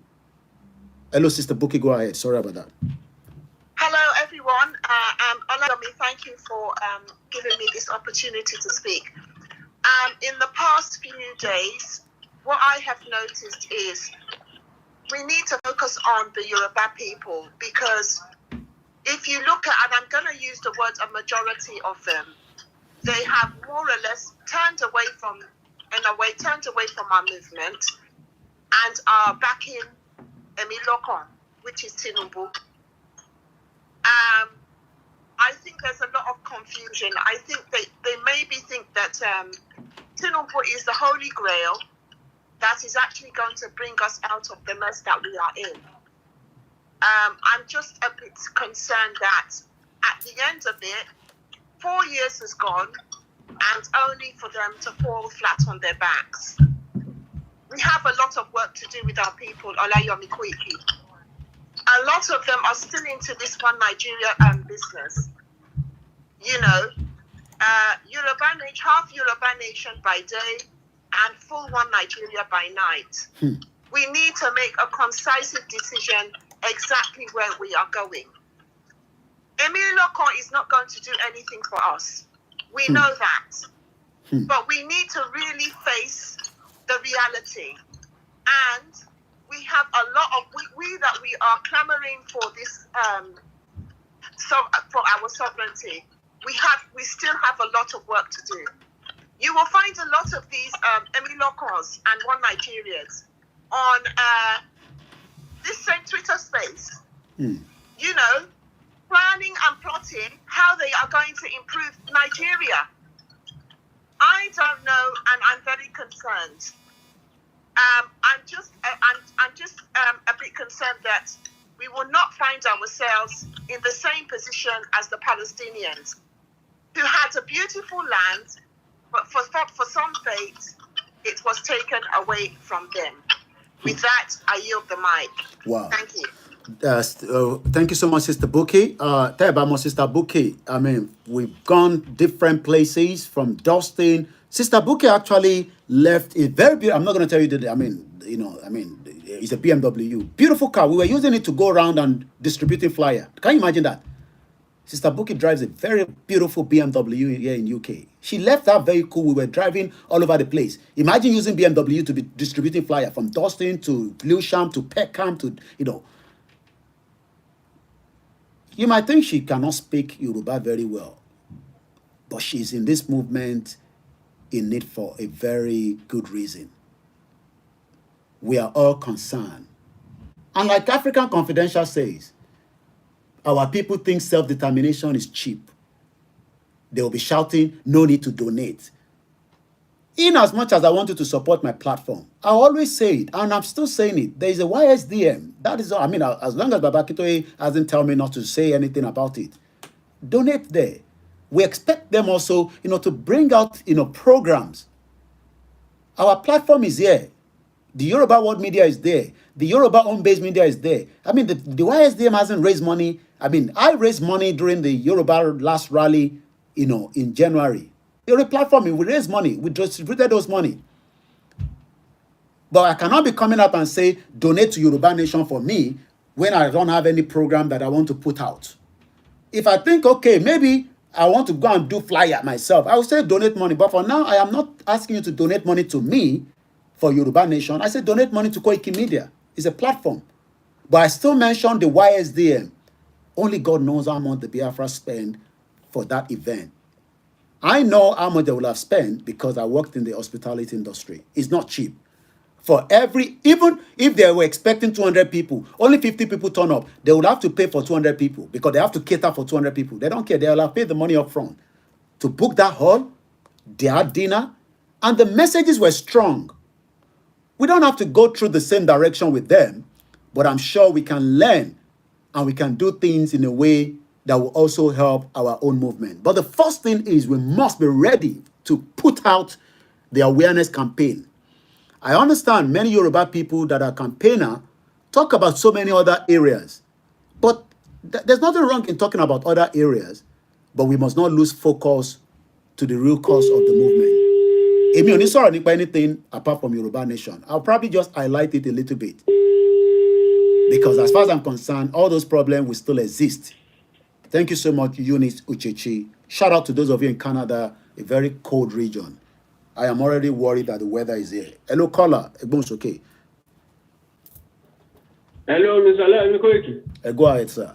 Ẹ kú ọ̀lẹ́ sà. Ẹ kúrọ̀lẹ́. Ẹ kú òsì sà. Ètò nìyẹn. Ẹ kú iṣẹ́ takuntakun. Àwa nìyẹn, sir. Ohun tí opinion committee mi fẹ́ sọ lórí ohun tí ẹ ti ń ṣe látàárọ̀ bàbá. Kò sí ohun tí Tinubu lè dá fún wa nílùú yìí o. Òfin 1999 ìyẹn dúró sẹ́gbẹ̀ẹ́ kan. Ó mú wọn lọ́rùn ọwọ́. Gbogbo àwọn tó ń jọ ń ṣèjọba bóníkálukú ṣe máa rówó tiẹ̀ kó, wọ́n ṣe máa jẹ owó tí wọ́n nílè ná tán the next 20 years, 50 years. Ẹ má bínú ẹ̀gbọ́n mi, and what I would do, maybe some of you don't know that, all they need is $80,000. I mean, the European countries, some countries want to start locking that now. Do you know that there are some Caribbean countries that you can buy their citizenship for $80,000, and that will allow them to travel to any European country? They don't need a visa. So the European countries now are already looking into that now. They know that countries from Nigeria, Iran, and some other countries, corrupt countries, they are buying citizenship. $80,000 to any politician is a chicken change. So you are looking for visa to go to Europe. They will not need a visa because they already have, their Caribbean passport that will tell them to travel to those countries. So Taban Sofuyikpe, you should start thinking now. Not everybody will be able to travel. So your politicians knows the game. $80,000 need to buy. Even Dele Momodu advertised it to some time. Elawori Page, I think some few months back. If you want to buy a citizenship, it's $80,000. If you have more money, you can buy a citizenship, even in UK, even in Canada. You will just be an investor. While you are looking for $10,000 to travel out of Nigeria. Politicians are bastard. They are holding us back, and we will hold them accountable at some point. Egbon's okay, Emma Binu, my brother, for interrupting you. African Confidential doesn't like when I interrupt people when they're talking. Go ahead. If àwọn sọ lẹ́ẹ̀kan pé 90% pé ó support wọn nígbà election àbí kankan. Not election. Mix it up. Wọ́n kàn sọ pé 90% Yoruba people won't respond, Lori. I say 50-50, but they're telling me that it's a lie. It's 90% people that support Tinubu, not literally election. If we to 50%, okay. We do 30% lọ.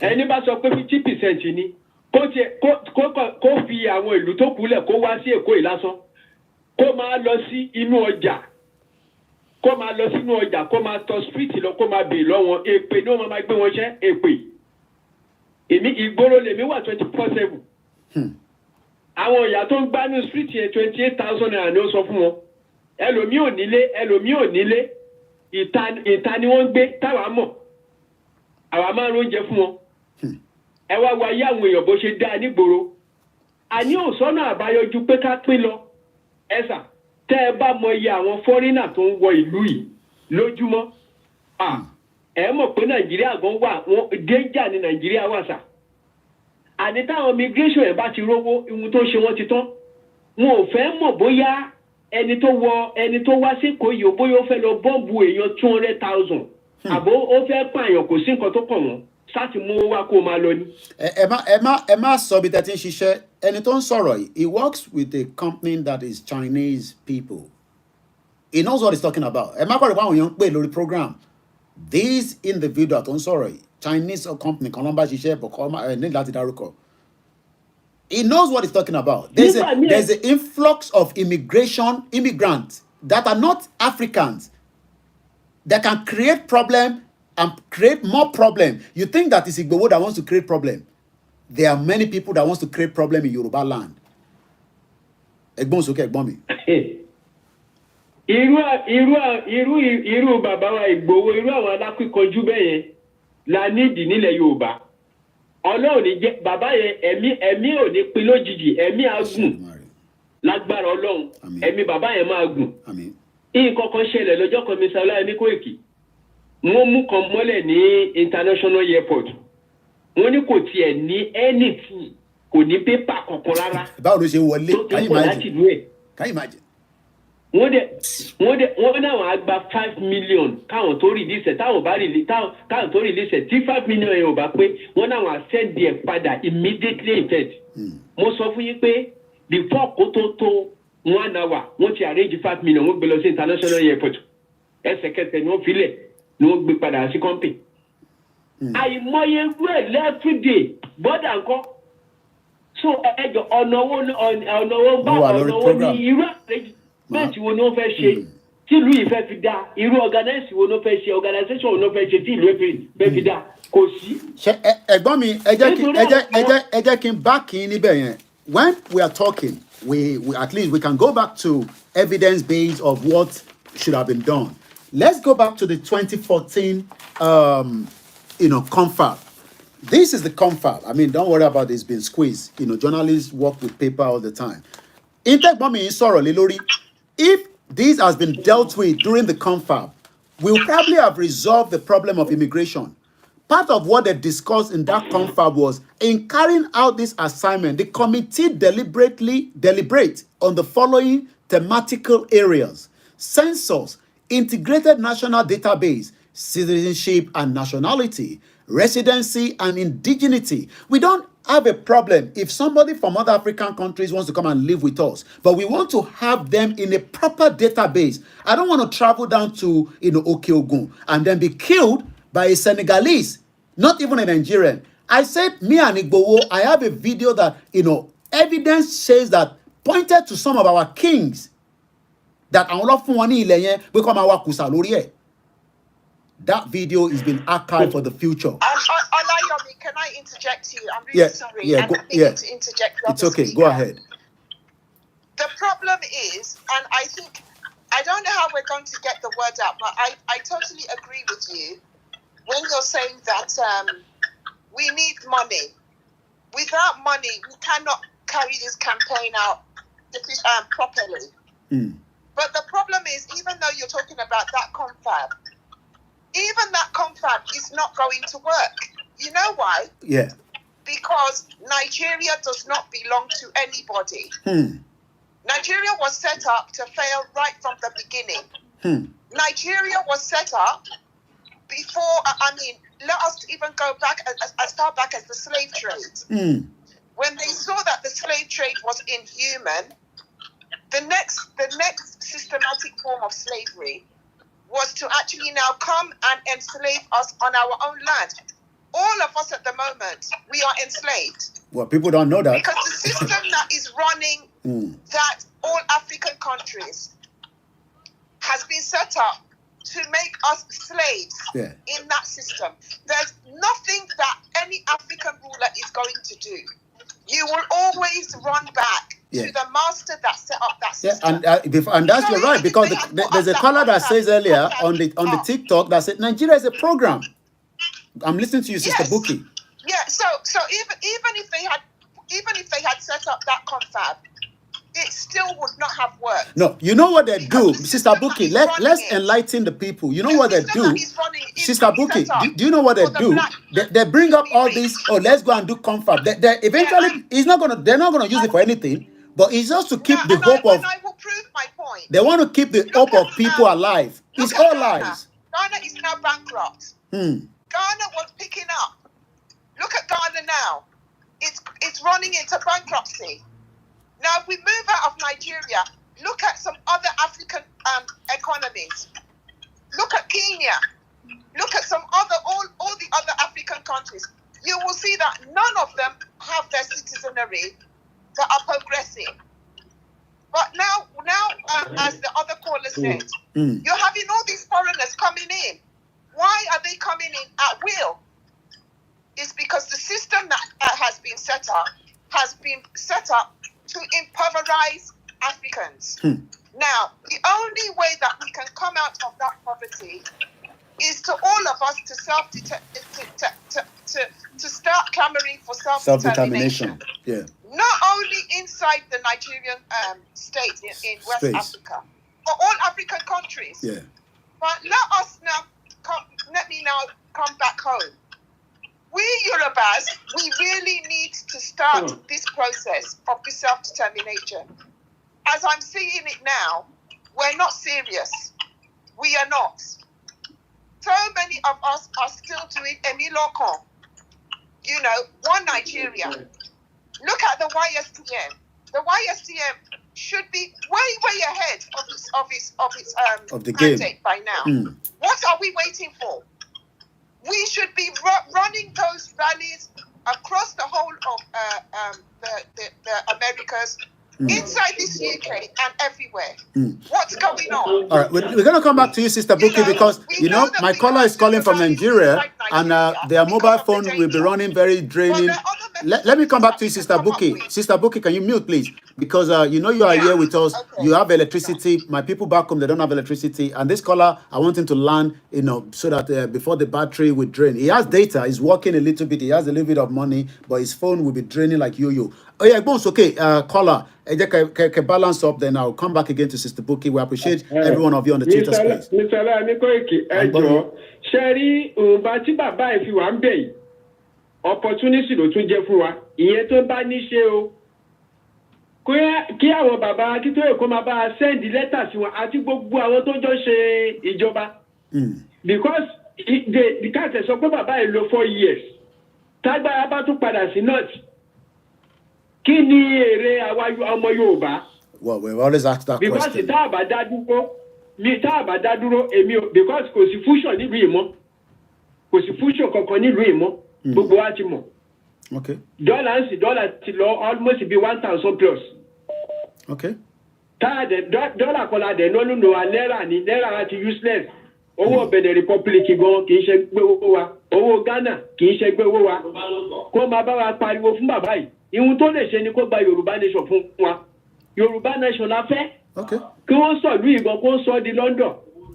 Èyí ń gbà tí àwọn ọmọ ẹ̀mọ tó wà nísàlẹ̀ ẹni tó wà nísàlẹ̀ sọ pé onówó lòun fẹ́ ìbẹ̀lẹ̀ ti máa rówó ẹ̀ kọ́kọ́ gba ìlú tó ṣiṣẹ́ náà ni ìbẹ̀lẹ̀ ti fẹ́ rówó ẹni tó wà ní background yẹn sọ pé owó làwọn fẹ́ ọ̀rọ̀ owó lélẹ̀ ìbẹ̀lẹ̀ ti fẹ́ rówó nílùú tó stable. ẹ má má dá ẹni eléyìí. Okay, no problem. Yorùbá nation yẹn gangan òun ní kókó. Ẹ ṣe gan ni Ọlọ́run máa fún yín ṣe o. Aṣẹ́dùmarè. Ẹ ṣe ẹ̀kọ́ ètò. A ṣe ìrántí fáwọn tó kú ní EndSARS. We remember everyone that have died during the EndSARS. Let's bring AY in. No, Bishop ma override yẹn má bínú because mo fẹ́ gbé AY wọlé máa padà sọ́dọ̀ yín Bishop ẹ má bínú èmi ni mo override it. That's the power of what I do from here. I hope AY is still there. Oh yeah, gbóhùn sókè AY. Ẹ ṣe presentation tí yín náà because I think run out of time and I know people want this kind of program to go long one, but I don't have the time for more than 3 hours.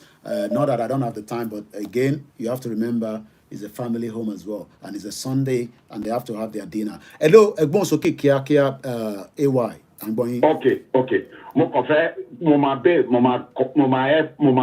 máa add sí reason ká ṣe fẹ́ kúrò kó ṣe nítorí Fúlàní dẹ̀ máa béèrè question mi. Okay. Ẹ má bínú. Ṣé rí reason ká ṣe fẹ́ kúrò kó ṣe nítorí Fúlàní o. Okay. Reason ni pé a fẹ́ gba sovereignty wa padà. Ṣé rí sovereignty wa bá ṣe wà Nàìjíríà kò jẹ́ ká mọ ọ̀tá kò jẹ́ ká mọ ọ̀rẹ́ kò dẹ̀ jẹ́ ká mọ kí ni mistake tí àwọn bàbá wa ṣe kí ọ̀tá fi lè kó wọn lẹ́rú gan. Because ká bá mọ̀ àwa gan possibility káwa náà ṣègbè bẹ́ẹ̀. Okay. Ṣé rí Nàìjíríà ká wà pọ̀ yìí ìbẹ̀rẹ̀ corruption ìgbésí ayé wa gan nìyẹn. Okay. Èèyàn máa wọlé ẹ̀kọ́ wo bá ṣe wà Nàìjíríà yìí anybody lè wọlé bí ẹ̀gbọ́n yẹn ṣe sọ́nsì nípa ti immigration anybody lè wọlé alo Nàìjíríà ó lè ti kò láì pẹ̀lú bóyá láti north ló ti ń bọ̀ wọ́n ti fún ní visa pálí Nàìjíríà lọ́wọ́ àti ràǹbẹ̀ á dẹ̀ wá sí south ó ti di Nàìjíríà gbogbo ibi àṣírí wa ní constitution ní ká máa fi ràn wọ́n gbogbo nǹkan agbára wa ló mì pé kẹ́ máa fi ràn wọ́n ẹ̀yin imagine nígbà tí òyìnbó wá kò rí bí penetrate mọ́ gbogbo àṣírí wa nígbà tá wá wà pẹ̀lú Nàìjíríà ó wá mọ̀ in a very easy way so Nàìjíríà ó gba sovereignty wa ṣẹ́rí ẹgbẹ́ àbákó sọ̀rọ̀ yẹn jẹ́ tí fi kún tiwọn mo ṣe national ID card ní 1999 nígbà kan bàbá Ṣọ̀njọ́ wọlé kẹ bá mọ cornerstone níbi Ọbalẹ́dé yẹn wọ́n ti ṣe recreation center kan síbẹ̀ nígbà kan kọ́kọ́ ṣe èmi ní ṣe national ID card bẹ́ẹ̀ àwọn Fúlàní wá London Bridge wọ́n fẹ́ wá ṣe ID card because mo gbá Hausa wọn wá tì mí sí wọn kí n máa bá wọn dín pẹ̀lú mo bá bí wọn ibo ni gbogbo yín ti wá ẹ jẹ́ mọ̀ pé gbogbo wọn sọ pé Kánò ìwé kan wá wà lọ́wọ́ wa kò sí state tẹ́ máa sọ gbogbo local government ó wà ní state yẹn wà bẹ́ẹ̀ mo bá ṣí ìwé yẹn mo bá ṣí Kánò local government ò lẹ ti wá gbogbo wọn ò mọ local government wọn ti wá wọn dẹ̀ gba Hausa wọn ti gbọ́ èdè Fúlàní wọn ti gbọ́ èdè mi ni wá sọ fún wọn pẹ̀lú Hausa pé ẹ̀ ń ṣe Nàìjíríà pé ìrọ́lẹ̀ ń pa pé kí wọn bá kúrò ń bì máa tọlọ́pàá lóòótọ́ bí ṣe fẹ́ pọlọ́pàá bá gbogbo wọn sá lọ ni.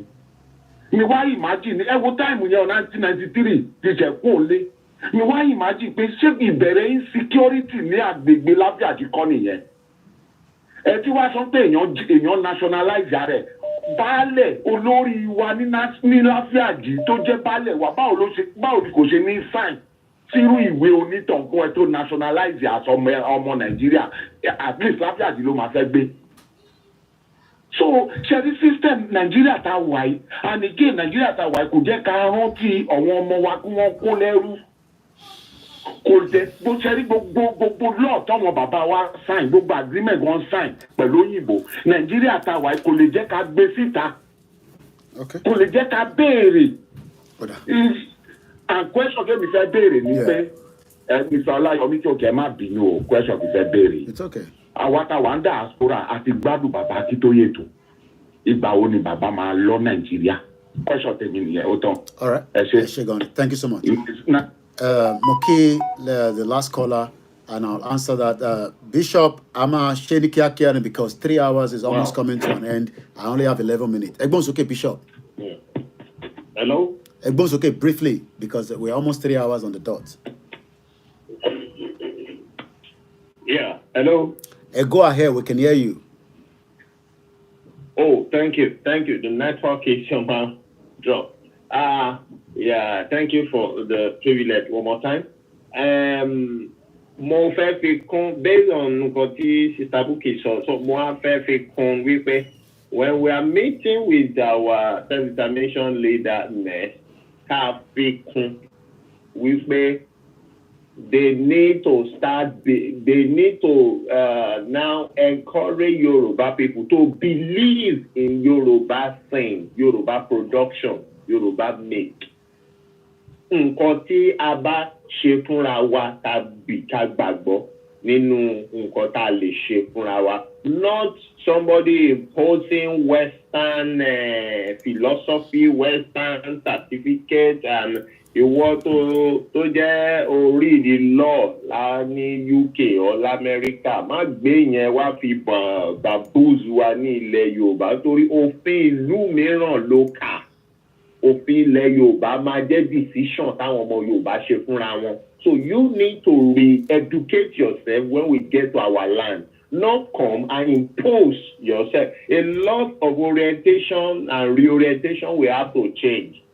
So you are láti jẹ́ kí àwọn bàbá wa mọ̀ wípé a lot of àwọn èèyàn wa tó ń jẹ́ self-determination olórí wa from the diaspora have to humble themselves a bit in some of the things that we are following and are doing. My eyes was able to open to a lot of things here because I humble myself. Right. If not, well, let me just say, all dúpù mi lákọ̀ọ́kọ́. Kì í ṣe ọmọ Yorùbá ló dúpù mi, ọmọ Igbo ló dúpù mi, but that's Nigeria part. All dúpù mi, and now humble myself. I now got to understand. Ṣebí mo ń ṣalátíká tẹ́lẹ̀ ni mo humble. So I learn. I understand what people, the roots, what people are going on here. So I now know. So Yoruba to believe in themselves. Right. How to believe in themselves. Okay. Not that's one of the tactics. All right. To overcome, and we will not run back to all these slave masters. Nígbà tí UK ń bẹ̀ yẹn, UK is running a parliamentary system. Queen òun láláṣẹ orí ilẹ̀. Ọmọ aládé dẹ̀ ni wá níbí báyìí alọ́ba. At least àwọn tí ò ń ṣe Yorùbá nínú Nàìjíríà náà àwọn northern àwọn lọ́ba. Àwọn ilẹ̀ Igbo wọn lọ́ba. Ọmọ aládé ni gbogbo wa. Why do you give us actually? Àwọn kan ló fún wa presidential system, but why did they embrace the presidential system? Táwa fúnra wa ń bí. Why? Okay. So that wọ́n lè fi olórí ẹrú síbí. Aládé mama control látọ̀. All these things have to change. All right. Thank you so much. And it has to change when we ourselves humble ourselves and listen to people. Ọ̀pọ̀lọpọ̀ àwọn ọmọ Yorùbá too arrogant. All right, Bishop, I'm going to let you go because of the time constraint. Like I said, I'm going to let you go because of the time constraint. I'm going to let you go. Thank you so much, Bishop. Because of the time constraint. Muki Yawa Beki Ojo, Baba Moses, Yoruba Nation and Biafra Nation are the only hope for a better life for the lovers of peace and sovereignty. The reason why we're asking for Yoruba Nation is because of our sovereignty. In response to the question of if Baba Akintoye should go to Nigeria, I don't think Baba Akintoye needs to be in Nigeria before we can continue to operate as we have been operating from Benin Republic. Also, my mother, a grandmother, Comfort Ologunja, agreed with that. Baba Akintoye should not go to Nigeria. That is a very dangerous. Please, people should not tell Baba Akintoye to go to Nigeria at all. So that is on that. As we are winding down the program, it's been another fantastic Q&A. Does not literally mean Okay, that I agree with everything that they will do. There's something playing at the background there. Gotta stop that. Once again, appreciation to many of us that have joined again this evening, wherever you've joined from, and have been listening quietly.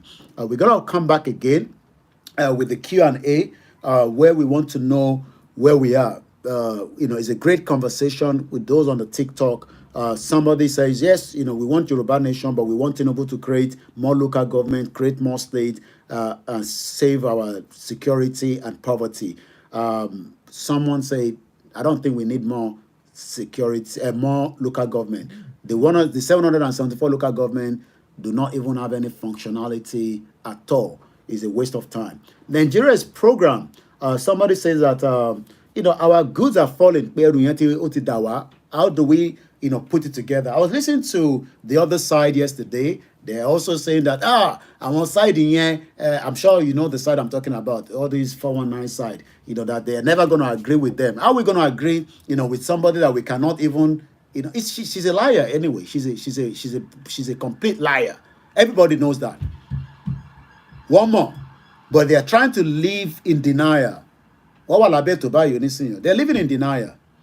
One way, job at the labor. So I'm a leg governor law without no kind of negotiation, no, go that have any firepower against it doesn't work like that.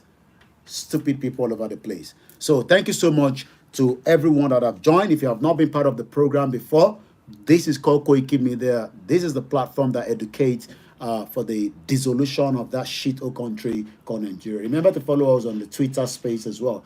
Thank you so much, Sonke. You say you are late for the lecture. I'm sure you can always rewind. Mukiyawa Bolua Tife Oluwa Ferrami, 19% voting for Tinubu, my foot. Igbo Osha. Bishop Adesina said, Tinubu did not even get up to 20%. Yes, we must not allow Tinubu to distract us, but there's no way we're going to run programs without talking about Tinubu. He's the current president. We are not having any association with him. But, if he's going to negotiate so that we can all go our separate ways, why not? We will put the tables round, we will send delegates, and they will start working about how to dissolve Nigeria. Great work to the Biafrans, what they've done, in the last few days at Finland, to their Prem and all the team that are working, the government in exile. I'm sure some of you have been following that as well. Like I said, their own might be different. Thank you so much, Ganilo Yede, Mr. Babatunde. Mad people all over the place, like I always say. Kudos to. I think I'm going to come and talk about the YSDM maybe tomorrow. Yeah, I'm going to come and talk about the YSDM and why, I mean, not to criticize them. We just need to encourage them, to put the sleeves on. This is not the time to go and sleep. This is not the time. If you get those Biafra that are coming and say, hey, we are not going anywhere, just tell them that they haven't gone as well. They're still in Nigeria. As far as we're concerned, the Biafrans are still in Nigeria. Until we can say that, yes, they've declared and they've owed that territory, which I think they will do because they have the capacity to do so. Don't let them tease you. They haven't gone anywhere. They are still in Nigeria. So that's all I can say. But they're working towards their exit out of the shithole country called Nigeria. Mr. Yinka Ogundele said, Nigeria is unrepairable. We need to move out now. We need to move out now, but many Nigerians, many Yoruba, they're on Twitter there, they come and, I mean, one or two, they're there, they always come and criticize and say they want Nigeria. Nigeria is never going to work. Shout out to my beautiful mother, Mr. Olu Olawale say, I support Biafra because Nigeria will not give them freedom just like that. Even Nigeria, are ignoring them like they don't heard about it. Yeah, I mean, until everything goes on the M1. If you don't know the meaning of M1, you might want to ask somebody on the comment section. Thank you so much, Sister Buki, for the engagement. Kudos to the Yoruba Nation now. Kudos to the Yoruba Nation Clubhouse. Kudos to all our sisters. This was put together. They say, Koiki, we want you to be looking good each time you come out as our representative. Easy Dollar, thank you so much. And this is put together by Omoluabi Apparel. You can check them out at omoluabiapparel.com. My name is Olami Koiki. A lot of you know me as Koiki Media, bringing the world closer to your doorstep. I do a lot of different things, but I'm not doing content to make you laugh. I talk about something that can go straight into your skull. I will use different things. Somebody say, yes, M1 will stand, Baba. Those are the people that don't understand the meaning of M1. We don't promote violence, but if you want peace, well, don't allow violence. If you don't want peace, then there will be the other way around. You know, I'm sure some of you saw my jollof rice. By morning, my wife has cooked again, you know, moi. So that shows that we are not hungry in this part of the world. We are just concerned that our territory is going out of our way. We've given 1 week to the Fulani that are disturbing our people in the southwest. We expect the governors to mobilize. If not, Igbowo will be coming. That's all I can say. I am still the spokesman for Igbowo. Appreciation. Enjoy the rest of the evening. Let us continue to pray. I believe in prayer, but prayer without action is nothing. GR1, thank you so much. And all the different organizations that are working around the clock. Mokiba Bawa Alabi, Bashir say, it's most important to work together than to be playing blaming games. Well, to work together means that, I mean, I was watching the Global Directorate yesterday. I mean, I sat down there, you know, on my TV screen, watching, listening carefully to what they were saying, you know, great work that they've been doing. But we must all come together and be able to push. Baba mi Kunle Shita Mosaiti Inibe. Baba Kunle Shita, you know, we did a lot of work in his workshop, you know, when, you know, things were still running, you know, banners. Only God knows how many banners I did. People thought everything I was doing then, you know, people were giving us money. But again, you know, we hope that people will still get the message. So, yeah, we want people to work together. I expect the YSDM to be communicating and working with the Global Directorate.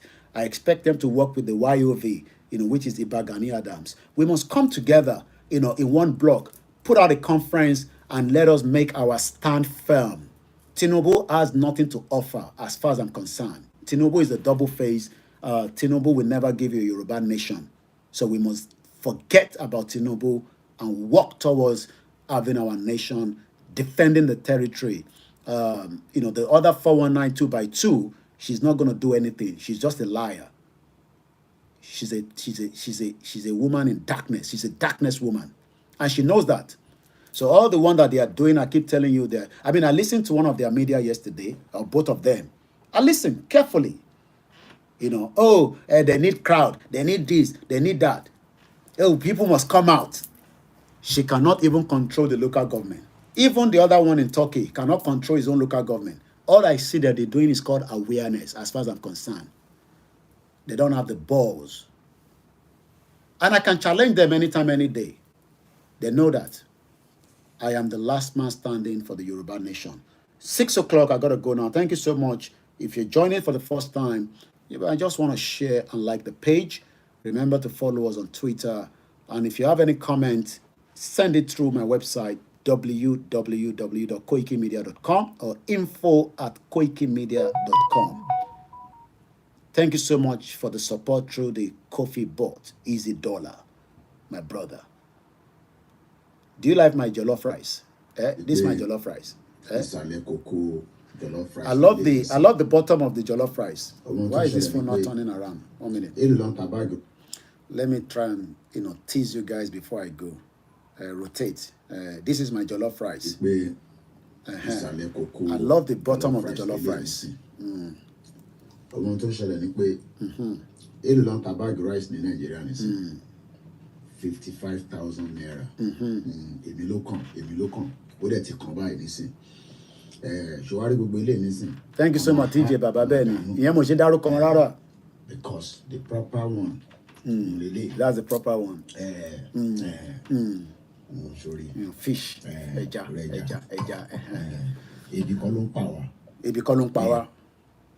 The house is full. By the time I wake up, my wife already done moi. And as a Jebu man, I had it with Gary. So thank you so much, TJ Baba. We appreciate everyone. We're all working hard.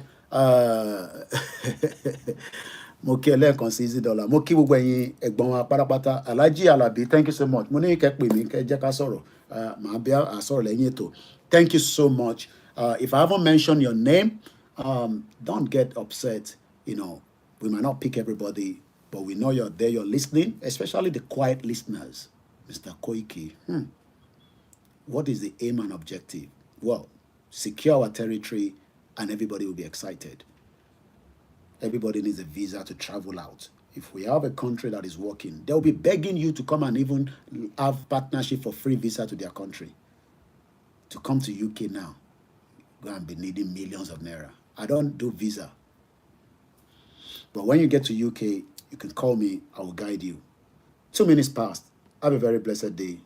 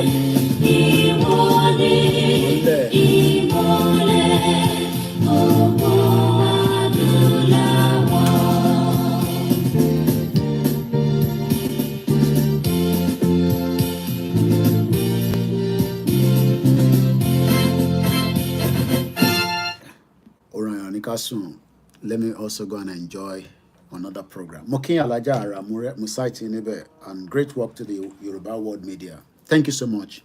Happy Sunday. What God cannot do does not exist. Yoruba people will be free from the bondage of Nigeria. When? Nobody knows. But it won't be long. I can assure you that. Bye for now.